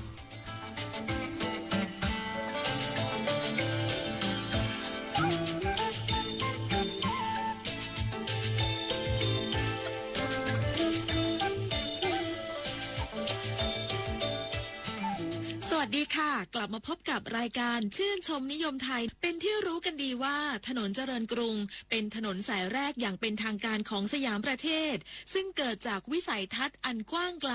ของพระบาทสมเด็จพระจอมเกล้าเจ้าอยู่หัวและส่งต่อไปยังพระบาทสมเด็จพระจุลจอมเกล้าเจ้าอยู่หัวทำให้ถนนสายนี้เป็นหนึ่งในถนนที่สวยและทันสมัยที่สุดของสยามประเทศในสมัยนั้นชื่นชมนิยมไทยในสัปดาห์นี้จึงอยากจะพาทุกคนย้อนเวลากลับไปเมื่อ100 กว่าปีที่แล้วถึงจุดเริ่มต้นของถนนที่เป็นตำนานและอัดแน่นไปด้วยคุณค่าทางประวัติศาสตร์แห่งนี้กันค่ะถนนเจริญกรุงเป็นถนนสายหนึ่งในกรุงเทพมหานครมีจุดเริ่มต้นตั้งแต่ถนนสนามชัยบริเวณวงเวียนรด.ไปสิ้นสุดที่แม่น้ำเจ้าพระยาบริเวณโรงพยาบาลเจริญกรุงประชารักษ์รวมระยะทางทั้งหมด 8,575 เมตรเริ่มก่อสร้างเมื่อวันที่5 กุมภาพันธ์พ.ศ. 2404แล้วเสร็จในปีพ.ศ. 2407หากนับตั้งแต่วันที่เริ่มก่อสร้างจนถึงปัจจุบันถนนเส้นนี้ก็ผ่านการเวลามาถึง161 ปีแล้วค่ะถนนเจริญกรุงสร้างขึ้นในรัชสมัยพระบาทสมเด็จพระจอมเกล้าเจ้าอยู่หัวรัชกาลที่4เพื่อให้ชาวต่างชาติได้ขี่ม้าหรือนั่งรถม้าสัญจรในเขตใจกลางเมืองโดยมีเจ้าพระยาบรมมหาศรีสุริยวงศ์ช่วงบุญนาคเป็นแม่กองควบคุมและนายเฮนรี่อาลาบัสเตอร์เป็นผู้สำรวจและเขียนแบบถนนช่วงที่ถนนสร้างเสร็จใหม่ๆและยังไม่มีชื่ออย่างเป็นทางการชาวต่างชาติส่วนใหญ่จึงมักจะเรียกกันว่า New Road หรือแปลว่าถนนใหม่นั่นเองค่ะต่อมาพระบาทสมเด็จพระจอมเกล้าเจ้าอยู่หัวจึงโปรดเกล้าโปรดกระหม่อมพระราชทานนามว่าถนนเจริญกรุงซึ่งหมายถึงความเจริญรุ่งเรืองของบ้านเมืองโดยชื่อนี้ยังสอดคล้องกับถนนบำรุงเมืองและถนนเฟื่องนครที่สร้างขึ้นในระยะเวลาเดียวกันด้วยความพิเศษของถนนเจริญกรุงอยู่ที่วิธีการก่อสร้างแบบตะวันตกที่ได้รับมาจากประเทศอังกฤษต่างจากถนนในอดีตที่เป็นถนนดินมีลักษณะแคบและสั้นอีกทั้งยังมีฝุ่นฟุ้งหากเป็นช่วงฤดูฝนก็จะเฉอะแฉะจนสัญจรไปมาแทบไม่ได้ถนนเจริญกรุงในช่วงแรกสร้างขึ้นด้วยการปูอิฐเป็นลายก้างปลาโดยนำสันขึ้นจากนั้นจึงใช้ทรายหรือดินอัดพื้นให้แน่นแต่วิธีการนี้เป็นวิธีการที่ไม่ดีนักเพราะทำให้ถนนไม่เรียบเสมอกันส่งผลให้ใช้งานไม่สะดวกมากนักต่อมาในสมัยพระบาทสมเด็จพระจุลจอมเกล้าเจ้าอยู่หัวรัชกาลที่5ได้มีการปรับถนนให้สูงขึ้นโดยใช้กุลีจีนขนดินมาปรับถนนและใช้ควายหรือช้างมาย่ำให้แน่นแต่หลังจากเทคโนโลยีจากตะวันตกเข้ามาในสยามประเทศก็เริ่มใช้วิธีการสร้างถนนแบบประเทศอังกฤษค่ะโดยปรับผิวดินให้เรียบวางหินขนาดใหญ่เป็นตัวรับน้ำหนักและใช้รถบดขนาด 2-4 ตันทับให้เรียบสำหรับการก่อสร้างถนนเจริญกรุงแบ่งออกเป็น2ตอนได้แก่ถนนเจริญกรุงตอนนอกหรือตอนใต้กว้าง10 เมตรหรือเทียบเท่าถนน4 เลนเริ่มต้นที่คลองรอบกรุงบริเวณประตู3 ยอดตัดกับถนนตรงต่อไปยังคลองพดุงกรุงเกษมจนไปสุดที่ดาวคะนองโดยถนนเส้นนี้มีชื่ออีกหนึ่งว่าถนนตกเนื่องจากจุดสิ้นสุดอยู่บริเวณแม่น้ำเจ้าพระยานั่นเองค่ะ อีกส่วนหนึ่งนั่นก็คือถนนเจริญกรุงตอนในค่ะเริ่มต้นสร้างในปีพ.ศ. 2505เริ่มต้นที่ท้ายพระบรมมหาราชวังตรงไปยังประตู3ยอดและเชื่อมต่อกับถนนเจริญกรุงตอนนอกบริเวณสะพานดำรงสถิตโดยมีเจ้าพระยายมราชครุฑเป็นแม่กองและพระยาบรรหารบริรักษ์สุนเป็นนายงานรับผิดชอบการก่อสร้างในช่วงรัชสมัยรัชกาลที่5บ้านเมืองเจริญมากยิ่งขึ้นแล้วก็ได้มีการสร้างตึกแถวที่ได้แบบอย่างจากประเทศสิงคโปร์ซึ่งตึกแถวบางตึกก็ยังคงปรากฏอยู่จนถึงปัจจุบันจุดเด่นของตึกแถวริมถนนเจริญกรุงไม่ได้มีเพียงรูปแบบเดียวกับประเทศสิงคโปร์เท่านั้นแต่ยังประดับด้วยโคมไฟโดยใช้ตะเกียงน้ำมันเป็นหลักก่อนจะเปลี่ยนเป็นแก๊สและสุดท้ายก็เปลี่ยนเป็นไฟฟ้าและอีกสิ่งหนึ่งที่จะไม่พูดถึงไม่ได้โดยเด็ดขาดเมื่อกล่าวถึงถนนเจริญกรุงก็คือรถรางค่ะโดยรถรางบนถนนเจริญกรุงนั้นเริ่มใช้งานเป็นครั้งแรกเมื่อวันที่17มีนาคมพ.ศ. 2407หลังจากสร้างถนนเสร็จไม่นานและเป็นที่นิยมของผู้คนในสมัยนั้นเนื่องจากเดินทางได้สะดวกและเข้าสู่เขตเมืองได้ง่ายหลังจากใช้งานได้ไม่นานถนนเจริญกรุงก็เริ่มทรุดโทรมอย่างรวดเร็วจนกระทั่งปีพ.ศ. 2430ในจอห์น ลอฟตัสชาวเดนมาร์กจึงได้ขออนุญาตรัฐบาลในสมัยนั้นทำสัมปทานการรถรางขึ้นและเริ่มต้นเดินรถอย่างเป็นทางการเมื่อวันที่22กุมภาพันธ์พ.ศ. 2431โดยใช้ม้าลากรถไปตามรางมีเส้นทางระหว่างพระบรมมหาราชวังบริเวณศาลหลักเมืองไปจนถึงอู่ฝรั่งหรือบริษัทอู่กรุงเทพจากนั้นเป็นต้นมาถนนเจริญกรุงก็เป็นถนนเส้นสำคัญที่เชื่อมต่อพื้นที่ภายในกรุงเทพออกสู่แม่น้ำเจ้าพระยาจึงได้มีการขยายพื้นผิวจราจรและเปลี่ยนมาเป็นการเทคอนกรีตและลาดยางเพื่อใช้เป็นเส้นทางคมนาคมจนถึงปัจจุบันนี้ค่ะ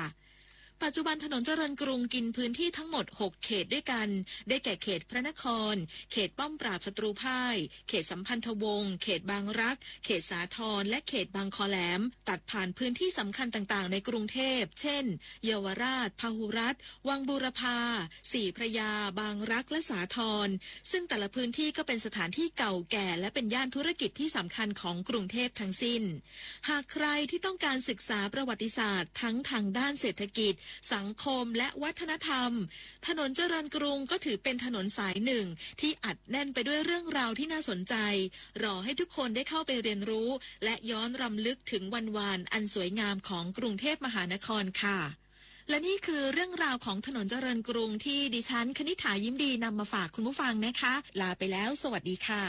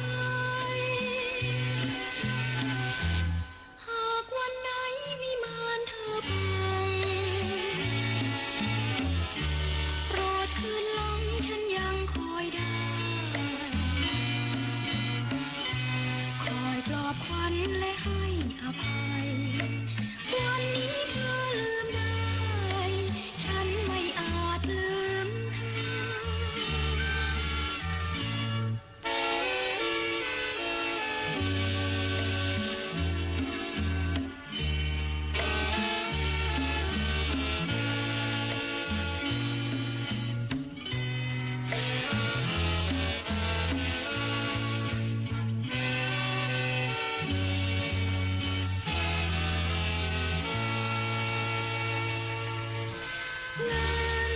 อาจซื้อร่างกายคนได้ความซื่อสัตย์จากใจเงินนั้นไม่มีค่าเมื่อเธอจนใครเล่าเป็นคนอยู่ข้าง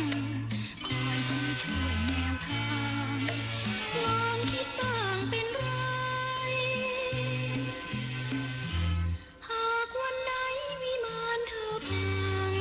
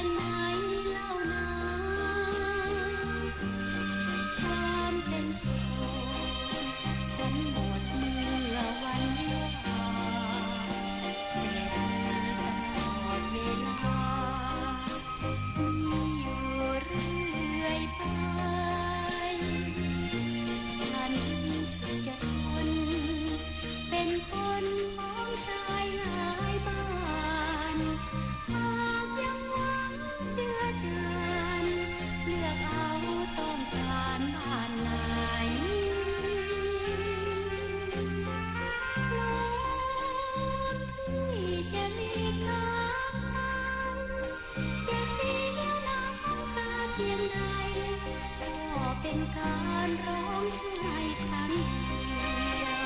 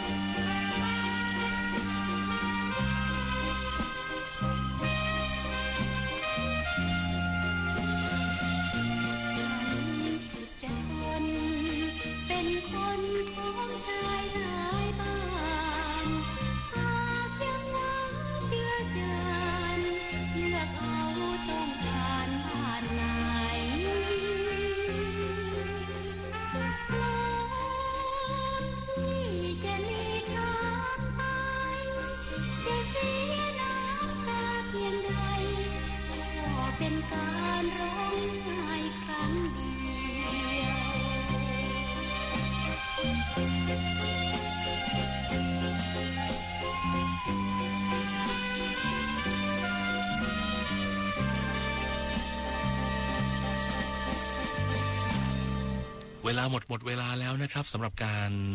ติดตามรับฟังเพลงเพราะๆจากรายการเพลงประทับใจในวันนี้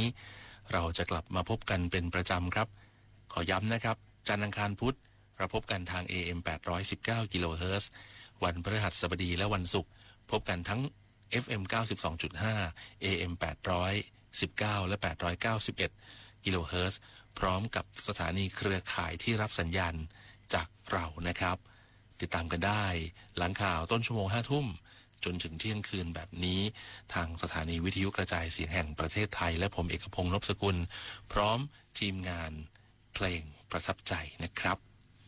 ขอบคุณทุกท่านนะครับที่ติดตามรับฟังรายการแล้วเดี๋ยววันต่อๆไปเราจะยังคงกลับมาพบกันกับเพลงเพราะๆถ้ามีจดหมายหรือไปรษณียบัตรเข้ามาผมเองก็จะนำมาตอบรับให้ได้รับทราบกันวันนี้เวลาหมดแล้วนะครับขอบคุณสำหรับการติดตามรับฟังสวัสดีครับ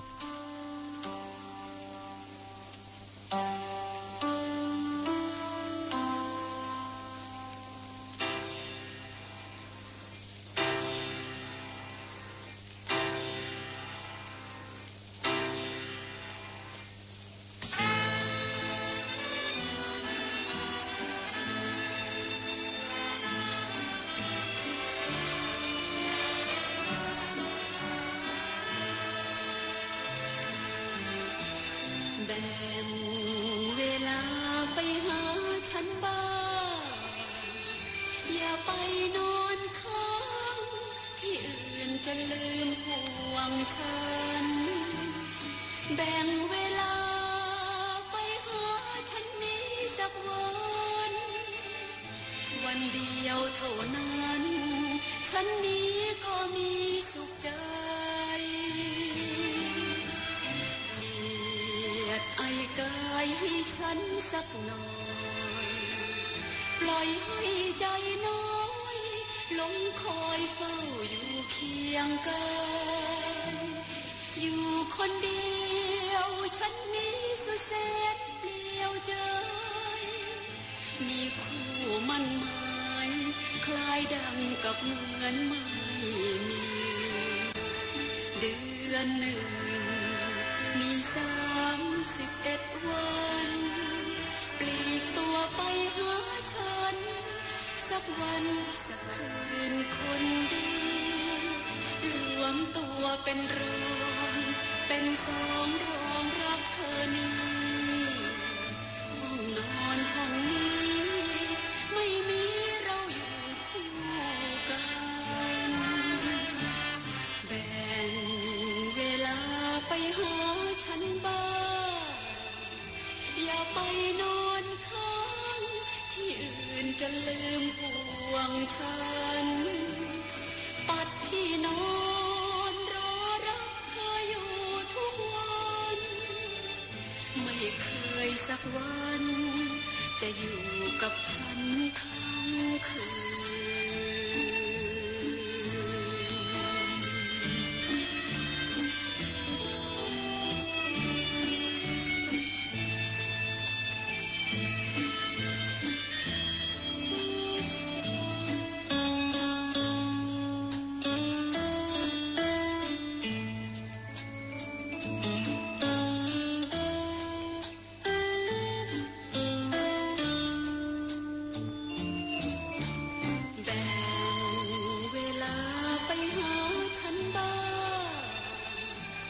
ไปนอนค้าง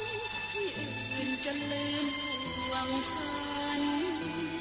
ปัดที่นอนรอรับเธออยู่ทุกวันไม่เคยสักวันจะอยู่กับฉันทั้งคืน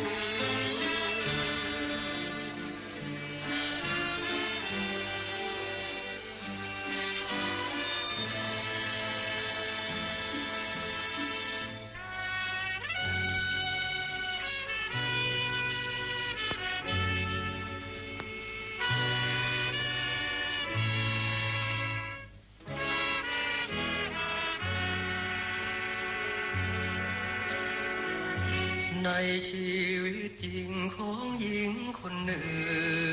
งที่ถูกตรึงไว้ด้วยตราบาปตราบชีวิตมีอาถรรพ์สัมพันธ์รักสร้างราคีร้าวรานชีวิตคนแล้วคนเล่ารอวันหวังใจหาใครคนหนึ่ง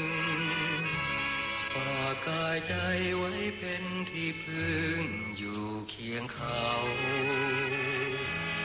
จนชีวิตร่วงโรยใกล้ดับอับเฉาคนแล้วคนเล่าถมเศร้าทับสูญชีวิตเศร้าๆอยู่ในเงามืดชาชิน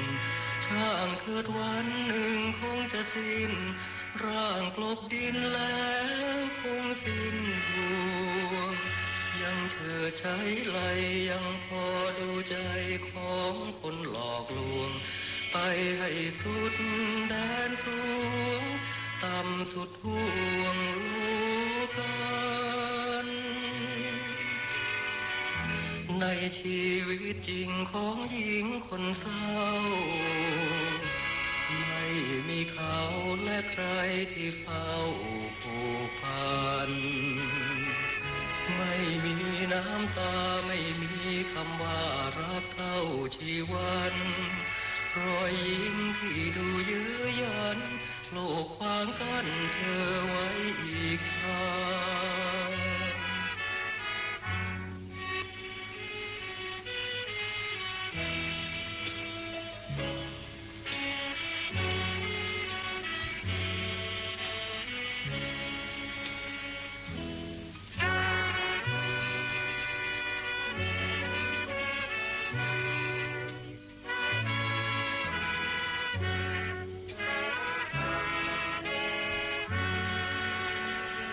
ชีวิตเศร้าๆอยู่ในเงามืดชาชินช่างเถิดวันหนึ่งคงจะสิ้นร่างกลบดินแล้วคงสิ้นห่วงยังเชิดใช้ไหลยังพอดูใจของคนหลอกลวง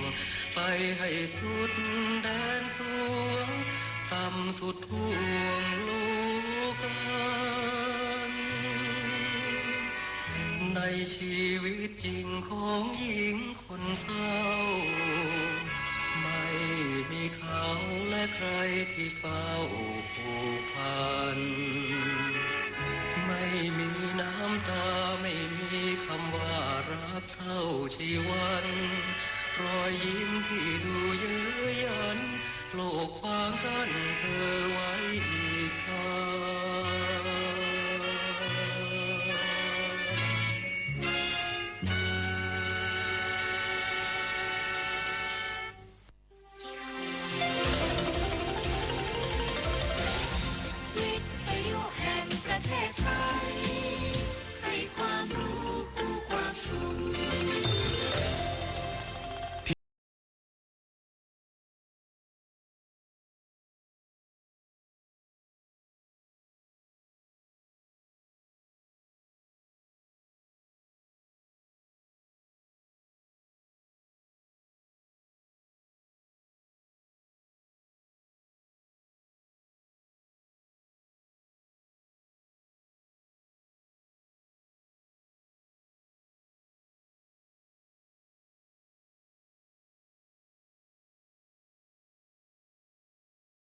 ครับ